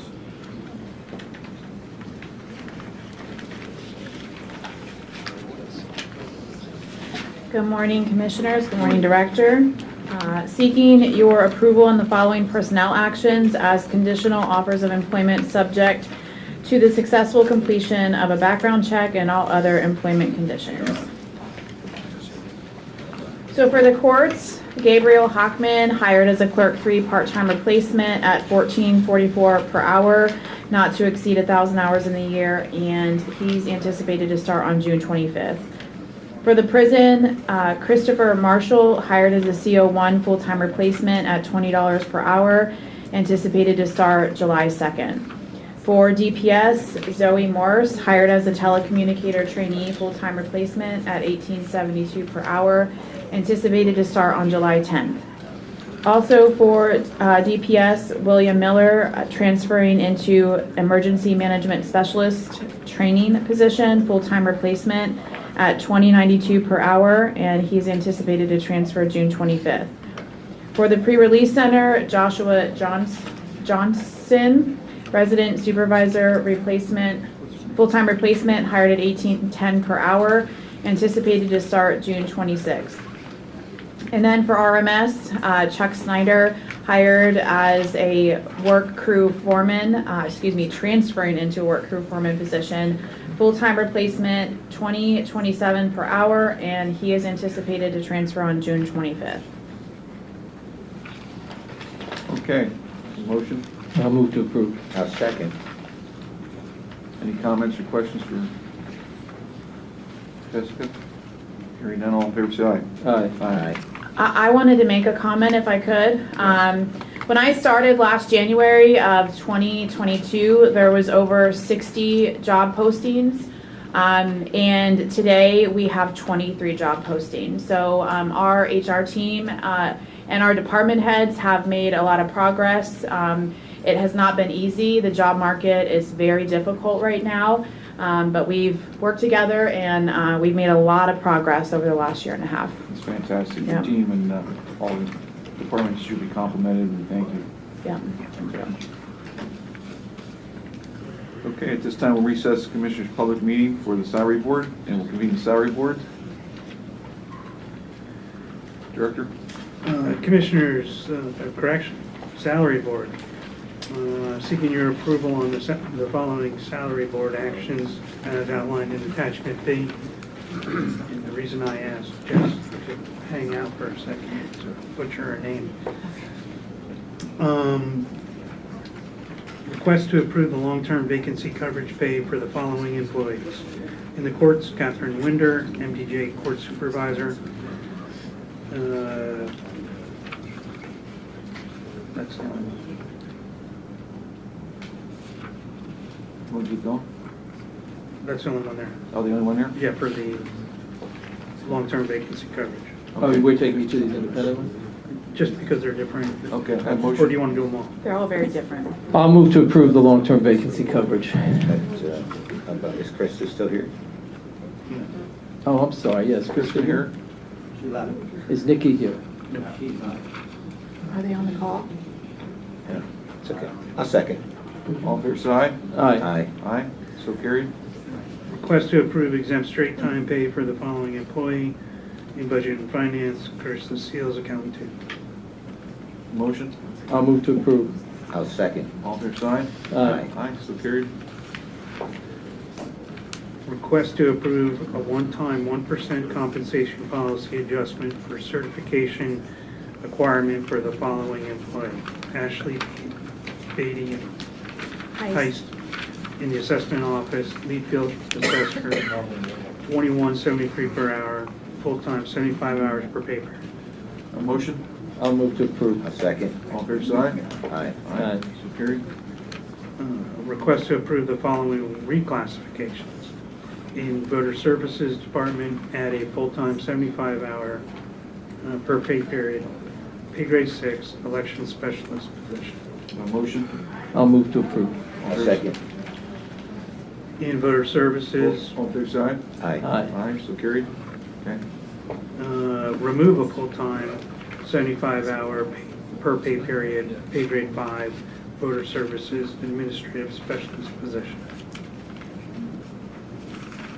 A motion? I'll move to approve. I'll second. All fair side? Aye. Aye, so carried. All right, and then request to approve the following reclassifications effective July 1, 2023 in the Conservation District for the following positions, employees from a pay grade 8 to a pay grade 9. Carrie Ann Ryan, watershed specialists. Kaylin Crape, erosion and sediment control technician. This is the one I'm going to Emily Morocco. There you go. Dirt and gravel road technician. Rodney Morhart, Chesapeake Bay program technician. Timothy Heiler, agricultural conservation technician. For the employees of the county, I know we've said that we wanted you to wait to put any reclassifications on for the 2024 budget. And this is an exception here. There will be one other exception probably. But this is because their fiscal year ends at the end of June. And their monies are paid for by And the they're, state budget. well, I think 50%. 50%. It's not, It it's varies. through It varies. Yeah, very it varies. A lot of it, a Amount of lot of But the money. the reason we're doing this now is because they have to know before. right, and then the conservation district wanted this to make sure that they could retain the folks because there's a lot of competition between state agencies for these highly skilled folks. Yep. Okay. A motion? There's two I'll more. move to I'm approve. sorry, go ahead. Okay. I'll second. Well, let's do these first. Yeah. All fair side? Aye. Aye. Okay. All right, in conservation district, reclassify the following position from a pay grade 6 to a pay grade 7. Tina Jadrisky, did I get that right? Close? Jedareski. There you go, Jedareski. I'll get them. Administrative specialist. Motion? I'll move to approve. I'll second. All fair side? Aye. Aye, so carried. And lastly, in conservation district, reclassify the following position, employee from a pay grade 11 to a pay grade 12, Matthew Long, conservation district manager. All fair side? Aye. Aye, so carried. All right, thank you. Thank you, Jeff. Okay, at this time, we'll adjourn the salary board, reconvene the commissioners' public meeting at this time for the TDA actions. All right, to go through the same items that we just went through, requesting approve, would you like me to do them all individually? No, just as listed on Oh, the agenda. okay, We already perfect. did it. Perfect. I'm requesting the TDA changes as listed on attachment C. Okay, a motion? Which were read in Yes. A. We're right? what? Yes, So if someone doesn't have an agenda, it was read previously? correct. Correct, okay. Motion? I'll move to approve. I'll second. All fair side? Aye. Aye, so carried. Okay, thank you, Jess. Move on to action items? Yeah, can we just switch it up and we're gonna do 8.4 through 8.6 first? Do I have an Okay. old agenda?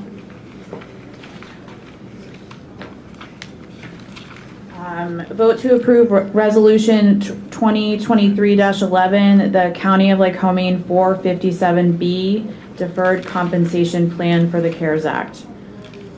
All three of these items are all related to one change. So do you want me to read them together? Yes. Okay.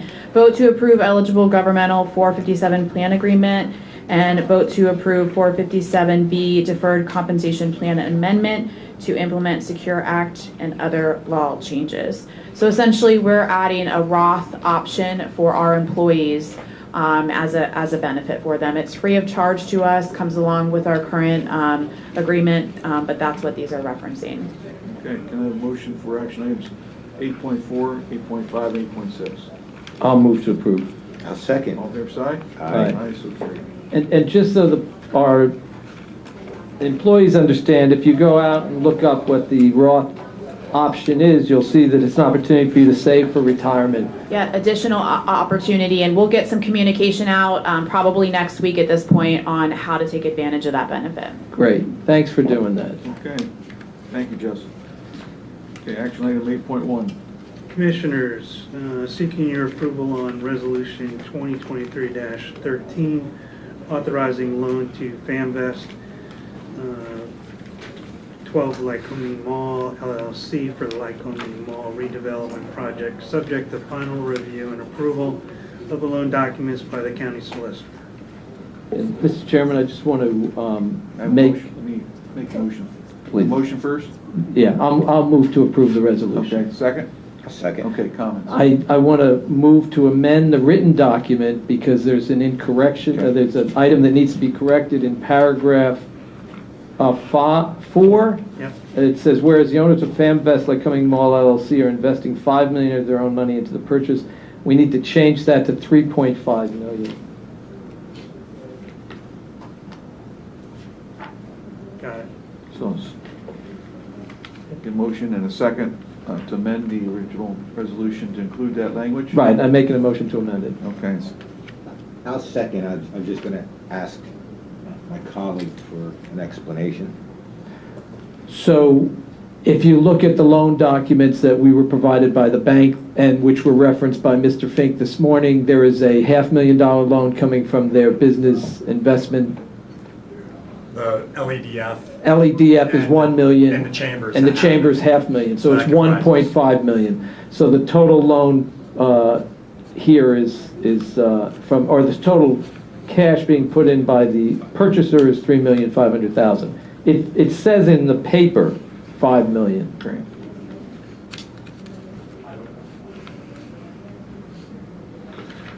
So you have a motion to amend This document. amending that document as presented. Right.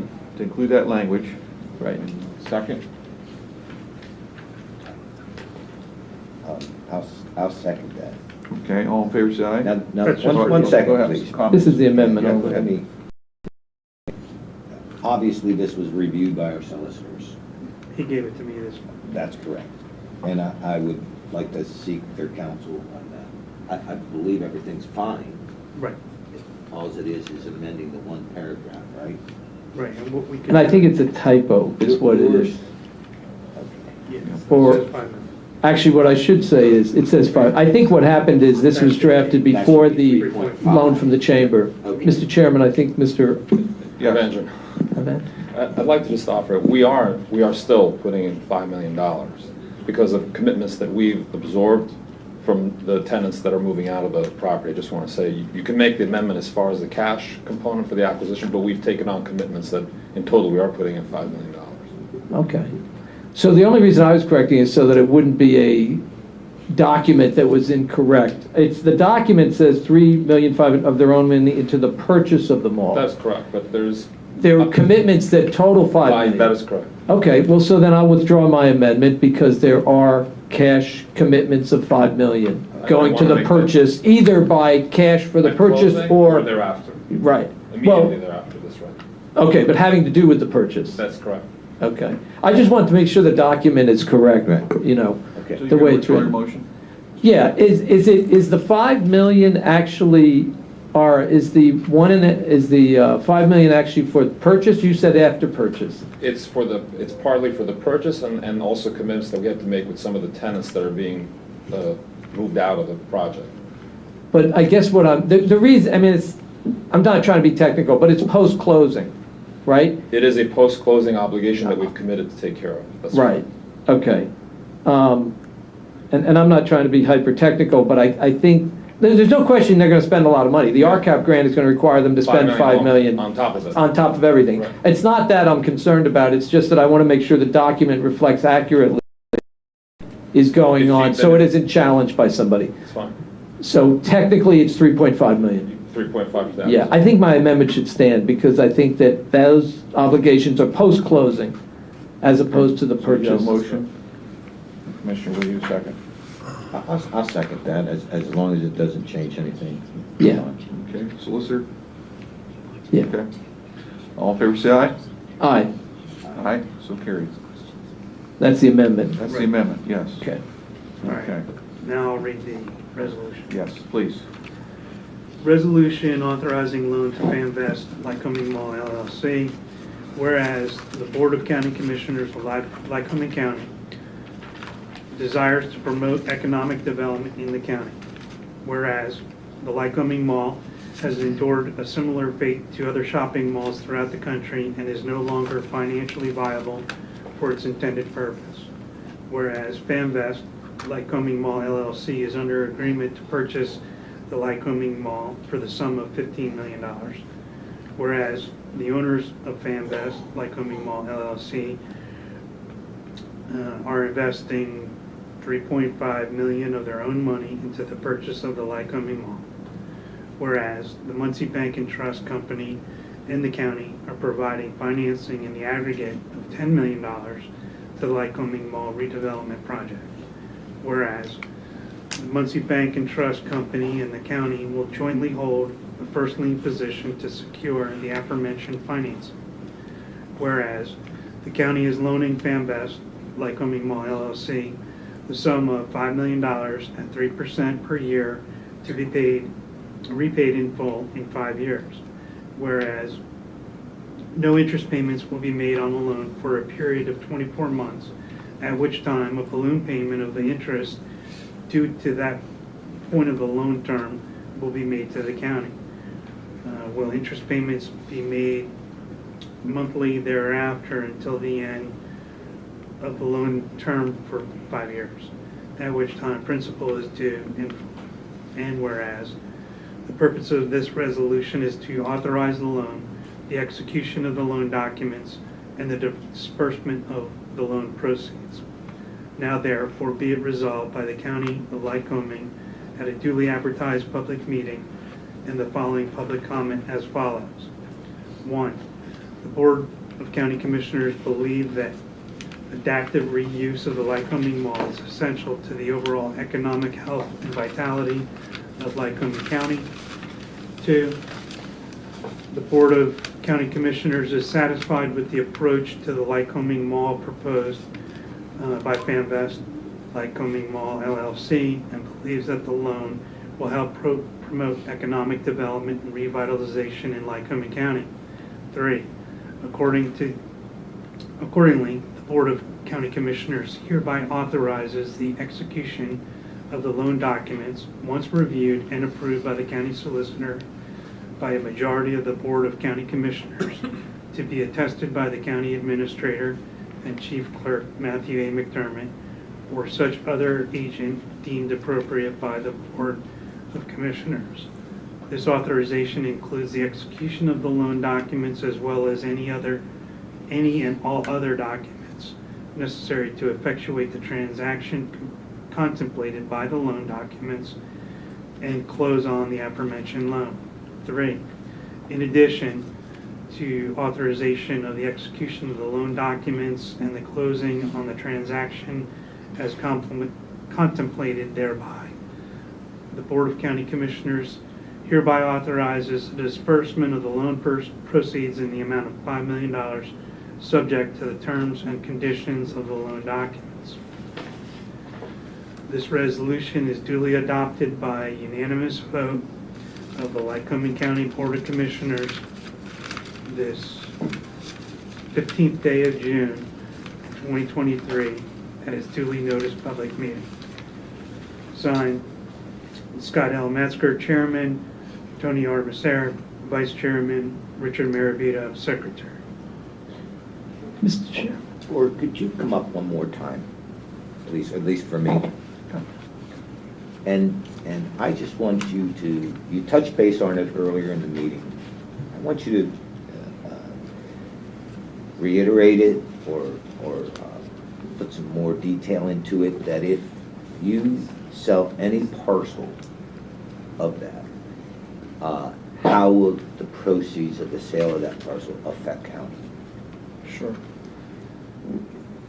The provisions are that if and when we subdivide any parcel of the property, we would have an appraisal done of the entire parcel again, and any reduction from the current valuation, which I believe was $12.5 million.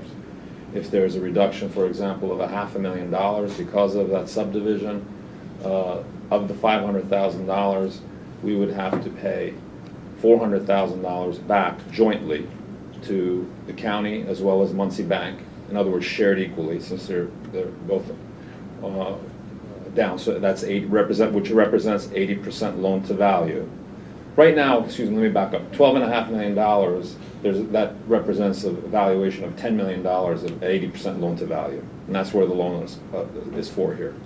So that's why if it goes down $500,000, so $400,000 gets split equally, or it's the greater of that, or if we're selling the parcel and that yields more proceeds, in other words, instead of $500,000, we get $750,000, it's 50% of the proceeds from that, whichever is greater. At closing? At closing. We would receive it, Muncie Bank and the county would At receive either subdivision, if we're not selling, if we're once it's subdivided and the valuation is established, you would get paid. Or if there's a closing, if there's a sale, it would get paid. Is there any chance of selling a parcel below market value? Not that I see at all, no. Our intention is to make a bit of money on this project as well. That's why they're in that business. No, Fair question. No, we're not. I understand. Yeah, these are all arm's length transactions, Commissioner Massar. So there would be it would be the valuation. We hope when we're subdividing anything is for a good use. Give you an example. There's McDonald's is out there anyway, so I can use it. Let's say McDonald's wants to open up a second location right next to it. There's obviously value there, so the property is valued accordingly, and that's where the payment would come from. It's important for the public to understand that the loan is being made with the land as collateral, and the reason he hasn't done a pro forma to tell us what the income and the expenses is going to be is because the nature of the loan is based on the land as collateral. And we've shown through an appraisal, an independent appraisal, that the land has the necessary value.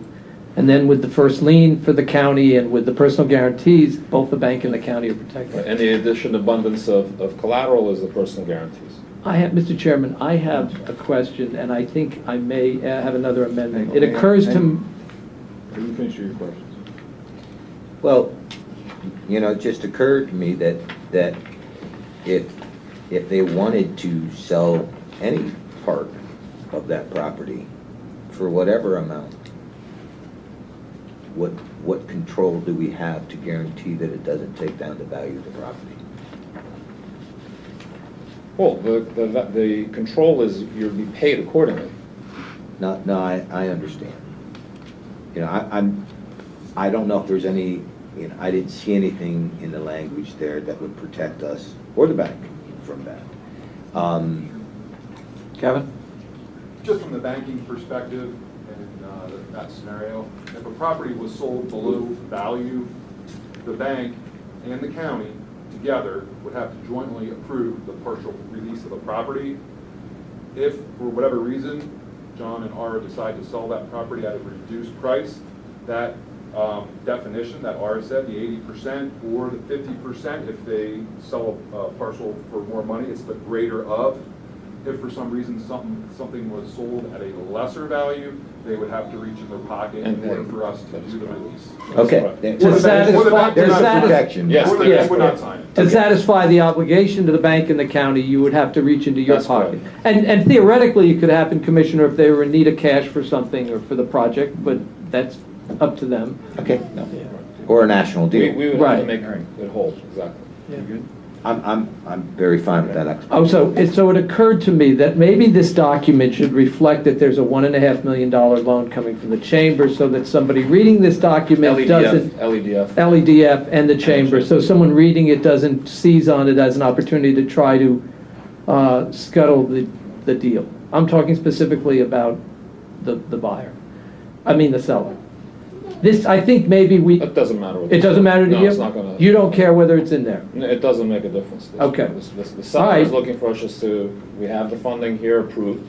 Right, Thank you. okay. And I we're just ready wanted to close. make sure that because the 15 million doesn't jive with the rest of Doesn't what's in matter. it. Okay, that's all right then. Okay, any other questions? No. Okay, thank you. Thank you very much, Commissioner. Hopefully that'll be the last time we call you out. I hope to come back. John? No. Thank you. Okay. You ready to completion? Yep. Okay. Do we have a motion? We have a motion I made and Okay. seconded. Second? All in favor to accept the resolution? Aye. Aye. So carried. Thank you. All right, you're gonna hear a lot from me right now. Okay. Thank you, everybody. Thank you, Commissioners. Appreciate it. Thank you. Commissioners. Thank you and good luck. Thank you. Thank you.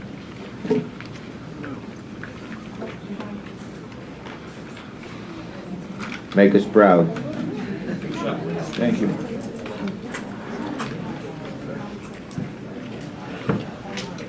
you. Well, that pretty much cleared out the room.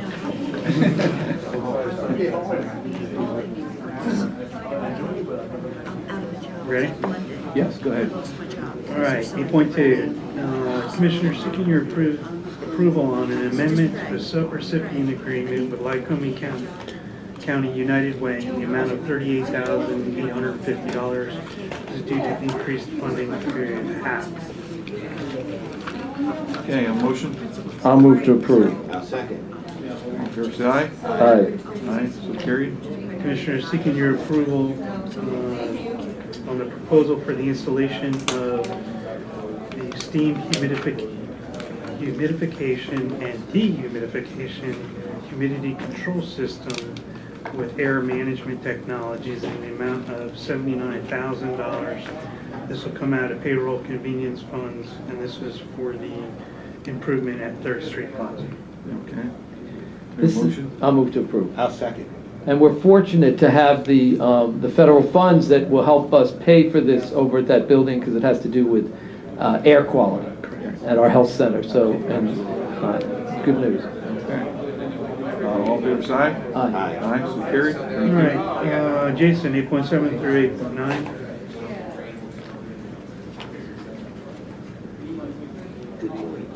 Morning, Jason. Commissioners. Morning, Director. Morning. I have it as, I guess, 8.7, sir? Yes. Okay. Commissioners, 8.7, vote to approve the amendment agreement with Cedar Run Environmental Services. This is an amendment for the hourly rates that we have with Mr. Basin. He is our wetland mitigation engineer and specialist. He comes in, of course, any project we take on at the landfill, we have to have wetlands and any other things looked at first. His original hourly rate was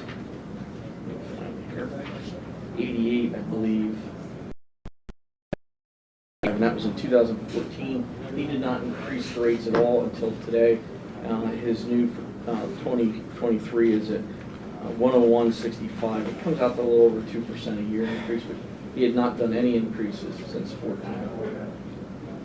Okay, and this is 2023 budgeted item. Yeah, we utilize this during any of our projects, Commissioner. Okay, have a motion. I'll move to approve. I'll second. All in favor, say aye. Aye. Aye, so carried.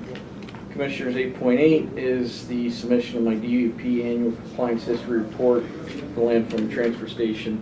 Honestly, this is just part of the annual report that's due June 30th every year for the landfill. It tells the tonnage, the amount that we put in, the amount we have yet. Last year we did roughly 300,000 tons of waste. So, and that's just your approval, and we'll be submitting everything before June 30th. Yeah, motion. I'll move to approve. I'll second. All in favor, say aye. Aye. So And carried. then, Commissioners, 8.9 is the purchase of 2 hydraulic cylinders from Spectre Manufacturing, $31,000.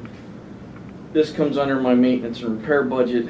Those are the 2 large, they're the cylinders that are inside the transfer trailers that push the waste out when they expel the waste out onto the working face. Okay, how old are the trailers? What's that, sir? How old are these trailers? Some of them are only a couple years old. We have various years. I usually try to buy 1 or 2 every couple of years. We rotate the stock. All right, motion. I'll move to approve. Second. All in favor, say aye. Aye. Aye, so carried. Thank you, Commissioners. Thank you. All right, 8.10, Commissioners seeking your approval for the core network maintenance and support renewal agreement in the amount of $33,987.44. This is a 2023 budgeted item for information services. Yeah, motion. I'll move to approve. I'll second. All in favor, say aye. Aye. Aye, so carried. And finally, Commissioners seeking your approval for a machine lease agreement with Quadient Leasing Incorporated for a folder inserter machine for voter services / information services in the amount of $585.50 per month. This is going to be funded through Act 88. Not only will this assist us in mailing out ballots, we can use it for a variety of other projects. Act 88 is an act that the federal government provided much more money for our voter services for items just like this. Coming from the state, from the state via the Federal. Right. Yeah, motion. I'll move to approve. A second. All in favor, say aye. I guess it's less expensive than manually handing and folding thousands and thousands of them. The speed of this thing is incredible. Yeah. Kind of like the envelope opener. Yeah. Yeah, that's pretty good. General comment. Or correction. Commissioner comments? No, wait, the commissioners were part of the initiators of, along with President Judge Butts, the commissioners and President Judge Butts initiated the Second Chance Hiring Summit that's went on from 9 o'clock till noon today down at Penn College, and we had the involvement of the Steve Brady's Covation Center. Yeah, I'm sorry, Steve, for butchering that. It was great work in the community. Right, I saw him there this morning, and the Covation Center, and we had a turnout of employers and people, and so that's good. Some interesting statistics. I think there were 1,600 job openings in the county, or was it 1,200? Either 1,200 or 1,600, up from 900 the prior month. So that means there are jobs out there for people, and we encourage employers to look at people who may have a criminal record. Turns out that almost 1 in 3 people in the U.S. have been involved somehow with the criminal justice system. And so you might be missing out on employees who could make a contribution to your business. And many of the things that happen when people are in their youth. They paid their crime, and it's still being held against them. So, Okay. You got anything, Commissioner? Okay, public comment.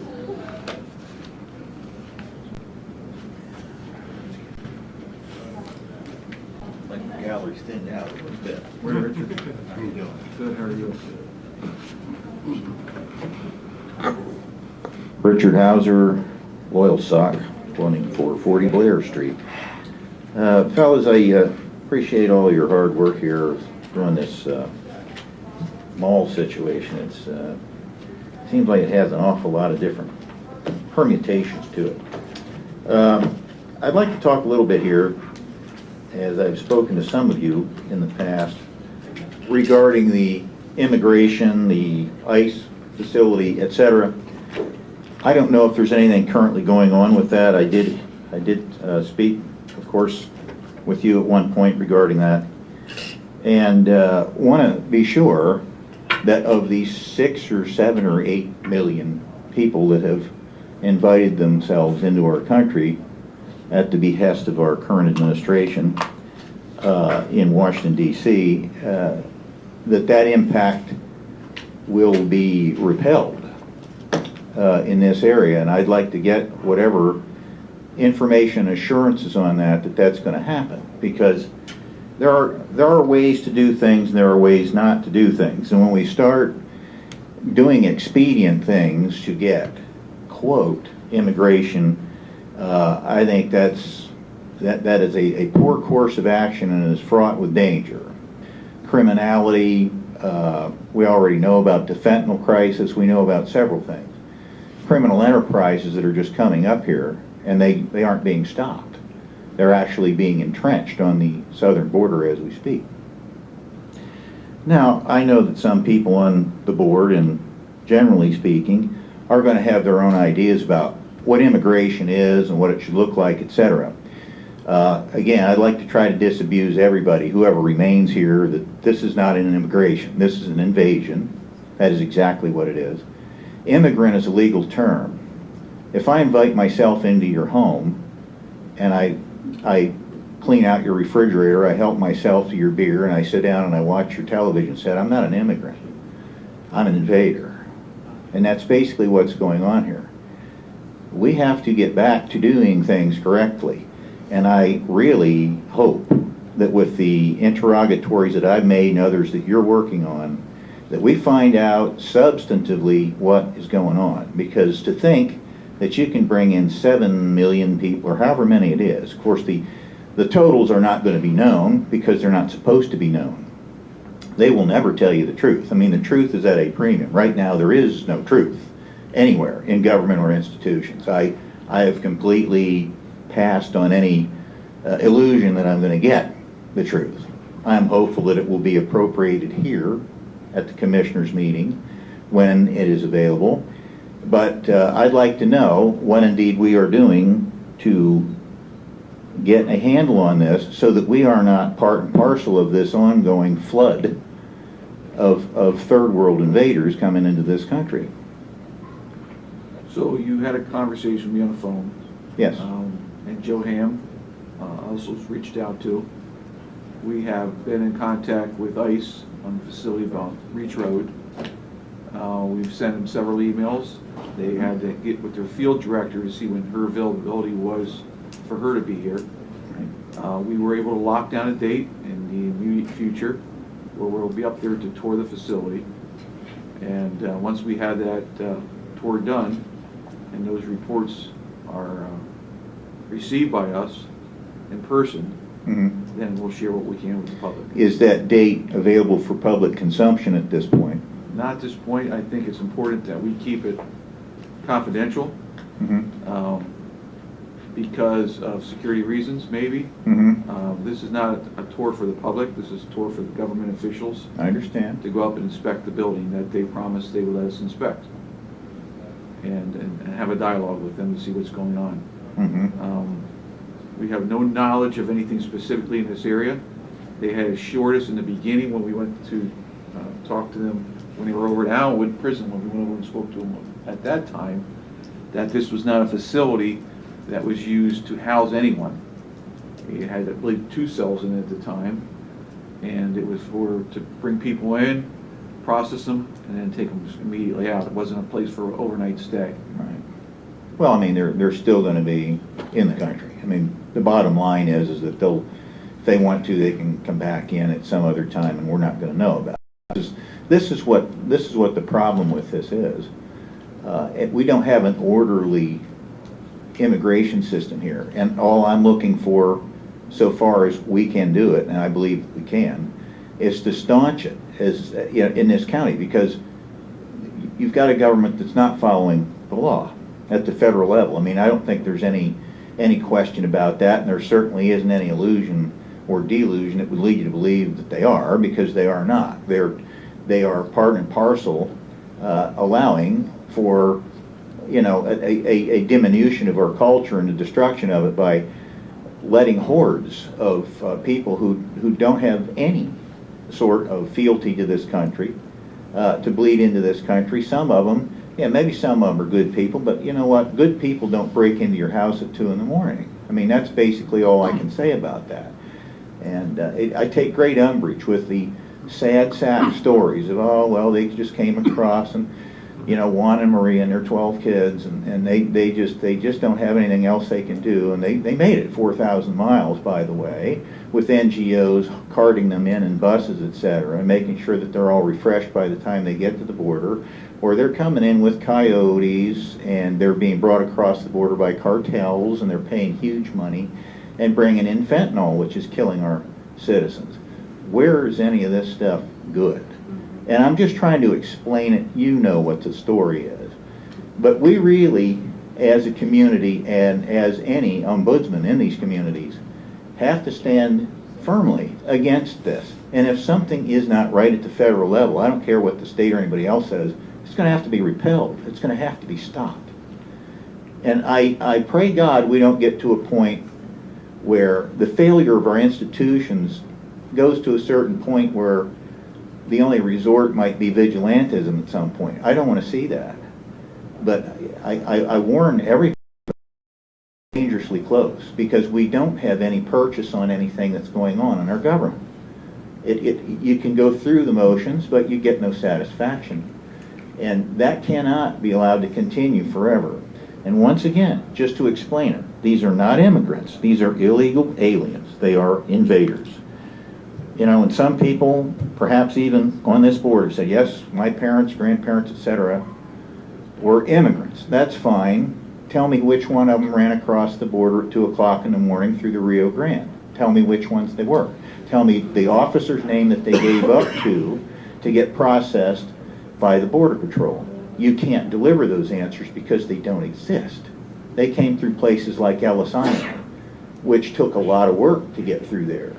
And you had to be an American citizen as a result of going through the entire process, and they desired to be. What's going on today has no desire to become an American, but simply to use this country as a piñata and break it up and take whatever they want. And sadly, most of the people involved in government are doing exactly that same damn thing. They're beating our country to death and stealing from it. And this is part of the problem with this immigration situation. We'll continue to have the dialogue with ICE. The facility is in the city, so the city officials will be invited along with Joe Hamm is already committed to be there also on that date with me. I spoke with him actually yesterday about the date, and he confirmed that he will also be in attendance with the commissioners, which is in the immediate future. And Rich, and we'll report back to you. I think you're making a very good point, because what do we do as a local government if we believe what you're saying is correct, which I have every reason to, but there are certain protections under the Constitution that can be violated by Protections for what, Tony? well, let's just take, for example, if you you believe that someone is an illegal alien, and you not arrest them, but you hold him in a facility, only to find out that he's an American citizen, there are consequences for doing so. Fine, I'm not talking about getting there. No, but what I'm trying to say is that there are many communities within this nation that are having are struggling with funding, with the lack of resources now, or that they don't even want to provide the resources for these undocumented. They're illegal aliens, No, please. They're well, not whatever we undocumented call them. migrants. It They're doesn't- illegal it doesn't aliens. matter. No, it does matter. Words matter. Well, Words do matter. Words do matter. You bet. And I'm But tired of what having I'm trying things to moved say, away from where the truth is. They're illegal. They're illegal aliens. They're not immigrants, they're aliens. And the issue is you have to be careful that you don't, and it's happened, incarcerate an American citizen. I don't think I'm talking about that, and I don't believe anybody else is. What's going on is that this mess is becoming such a jaundice and a profligate situation that it's going to be fully visible every place you go. It's not going to be something where, oh, I wonder. We see it. Exactly. So the story is, It's here. all right, but at some point, polite societies will take exception to it because they're getting no performance from the government that is guaranteed in the Constitution not to allow this. And at some point, it's going to stop, fellas. And I'm just saying to you, for whatever it is that you can do or make information known to the public at large, you're duty bound to do it. Right, Richard, and to make last sure time- that we know it. Last time when we had a report, specific report, we went out and investigated with the state officials, and we reported back immediately. Mhm. We're not gonna hide anything. I'm not saying that you will. And- What I'm saying is I would like to make sure that whenever this does take place, Yes, we'll that of report back course, on that it. it does, that report of course is going to become expeditiously to us. Right. And that we know what's going on. And Absolutely. I'm not asking you for anything more than anybody that's sane should ask for. This is our home. It's our And home you know too. what? Charity begins at home, Mr. Metzger, Mr. Macer, Mr. Mirabito. It doesn't start in Guadalajara. It doesn't start in Colombia or China or anything. Wait a minute. I'm going to tell you, it starts here. You've got people in this county that are in desperate shape. All over this nation. And we're taking in 7 million people that we don't even know their names. We don't know what kind of diseases they're carrying. We don't know nothing about them. And we're supposed to be good with that. I'm not. So the thing is though, when we use language like, you said words matter. And They do. words do matter. You So betcha. when we use words like piñata, coming across Mexico, Guadalajara, we marginalize people in the society who may be citizens who emigrated legally from those communities. So while it's fine to say that we want people, because also that marginalization can lead to violence. You know, you referenced that we have to be concerned about vigilante. That's right. And I think you're right. And what I'm suggesting is that the language and the marginalization, I don't think is helpful to trying to get a resolution to it. We are doing everything we can do as elected officials to ensure that there are no laws being violated. Right. In terms of whether people are being housed in a place where they're not supposed to be housed. And so forth. Mhm. That was the one check we did up on the Reach Road. The three of us went up to Jersey Shore to check that the people who were working in the facility there all were documented, which they were. So all I'm suggesting is that I agree with you, that words matter, and I think that we need to be careful so that we don't end up getting a situation that spirals out of control where people start doing things that we end up on the national news. Well, let me explain something to you. And if you take a look at the way this county operates, I don't think you can make that point. I don't think there's anything that we can point to here that shows that there's white supremacists or Nazis or people out beating people up on the street. It doesn't go on here. I don't think I it's don't white do that. supremacists. I'm and Nazis. 63. I No, don't have a record, Mr. No, I know. Mirabito. No. And I will explain to you, please, if I may, that I have no desire to get into that because I know the present composition of the government at the federal level, at least. If I would do something like that, I'd go away for 30 years and the illegal alien would still be out. I already know that. I know what the truth is. And we all better get with the truth. But we have a country to defend. And I'll tell you this, I don't care where anybody comes from. If they want to do it correctly and become a citizen and take the civil service and take the oath, they're my brothers and sisters, all of them. I don't care where they come from. But somebody that breaks in my home at 2 in the morning is a different thing. And I'm never, Has someone broken into your home who was an illegal immigrant at 2 in the morning? let me tell you what, anybody that walks across the Rio Grande broke in my home. Well. Yeah, well, Okay, it's so this a is where fact. language matters. So Yeah, no it one does can- matter, well, because it's exactly what it is. The implication is that someone who was an illegal immigrant broke into your home at 2 in the morning. They did. They walked across into the sovereign nation, the United States of America, and I live here. Well, It's my home. That's a different. No, it's not. word See, than here, your we're going to play with it a little bit. Well, And that's what you do. I have Yes, to it is. Look, respectfully Rick, disagree. I know you. I know how you operate. How I'm do gonna you tell know you me? something. You don't know I've me. known you for a long time. But what do you know about me? I know how you Okay. operate, and I know how you answer Well, I'm questions. sorry and it's that you always the same. marginalize me and that Oh, I'm you not. take You do me. that for yourself. I don't have to All participate. right, Richard, Yes, sir. we all agree that we want a secure border. I've mentioned it numerous times. Okay, the fentanyl crisis is At least two of you do. Out of hand. Okay? As a county commissioner, we only have so much authority. I know that. And we will check out what we can check out. We don't want what goes on in other communities happening here. Sure. And neither do our residents. Right. So we'll do what we can do within our realm to do. I can't say no more than I appreciate that. And as we receive our And you reports. guys know me. As we receive our reports back, we'll share them with the public. Well, I would definitely like to see that. Okay. And this must come to an end, one way or another. And I appreciate your time as always, fellas, and have a great rest of the day. Thank you. Any other public comment at this time? Tom? Yeah, I'll keep it brief. Thank you. Yeah, should have. Tom Adams, Williamsport. I should have got up here earlier, but I didn't have all my thoughts together. I apologize, but Psalm 10, verse 11, David speaking about the wicked.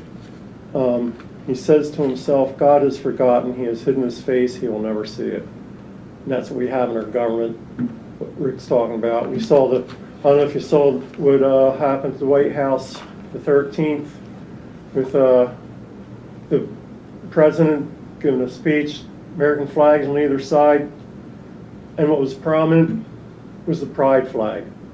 That's an affront. I think that's treason, and it's disgusting, and it's not putting down the people that struggle with that. I think they're broken people, but that is an affront to our Constitution, and that guy needs to be out, and the whole administration needs to be gone. This is the kind of stuff Rick's talking about. But America has leprosy, and we see it all around. I think the thing with the mall is a positive move. That's why I said maybe I should have brought this up a little sooner, but we have experts now that know that business, that how to make some of them work. And so now they come in, and I think it's a positive thing. And we don't turn our morals back around, leprosy is going to continue to kill us and spiral us out of control. But the only thing we can do is turn to Christ. Thank you for your comments, Tom. Any online? Just a couple. Hang on one second. I believe we have one more from the audience. Yes. Yes. I don't want to cut you off. You can pull that mic down a little bit for you. There you go. Thank you. Hi, Lori Butler, South Williamsport. I just want to say, Commissioners, that I'm in full agreement with Rick Hauser. This has got to stop. I'm an American citizen. My family, my great-grandparents came over from Ireland. They came into Ellis Island. They did everything legally. This illegal crap that's going on and coming across our borders, it is my home. And I agree with Rick. This is my home. You're invading my home. And please don't come into my country and get a free ride. I've worked hard all my life. I was a single mom for 13 and a half years. I went through hell raising my children on my own. And then the government's gonna allow immigrants to come into my home? No, that's totally wrong. I'm sorry, that's wrong. I agree with Rick. Anyone that wants to come into this country legally, I'm all for it. God bless you to make a better life for yourself. But don't steal from me when I've worked all my life. Thank you. Thank you. Okay, online? Okay, Jacob Stopper, first. Keystone Chief, second. Carlos Saldivia. Can you also post a county link to C1's property assessed values? William Fenderson. How about a nonprofit organization for taxes? Looks to be around $1.1 billion. Keystone Chief. Congrats, Lycoming County. We own them all. It's like Christmas. Maybe a new blockbuster video. Beautiful tie, Commissioner Tony Massera. Keystone Chief. The ground zero of racism in Lycoming County is in those Nesbitt River lots, and they wear uniforms. That's all we got. Okay. All right, well, we want to thank everybody. We've concluded our meeting, so our next commissioners meeting will be on June 22nd at 10 a.m. right here in this room. Thank you. Thank you. Thank you. Guess they like my time better than yours. Oh, the tie. I thought it was a tie. Copy of the lease agreement. It was a draft, we've got to redo it. Well, somebody that already has one, I need one today, right now. Did they? Yes, one on the table back there, they got it. Matt, can you get one? The loan? Yeah, one of you read, Matt read. Oh, the resolution. Resolutions. The resolution. Yeah, it's the resolution, it's not the Yeah. agreement. Thank you, sir. Thanks for your help. Sorry. Always my pleasure. Yep. Yeah, the loan,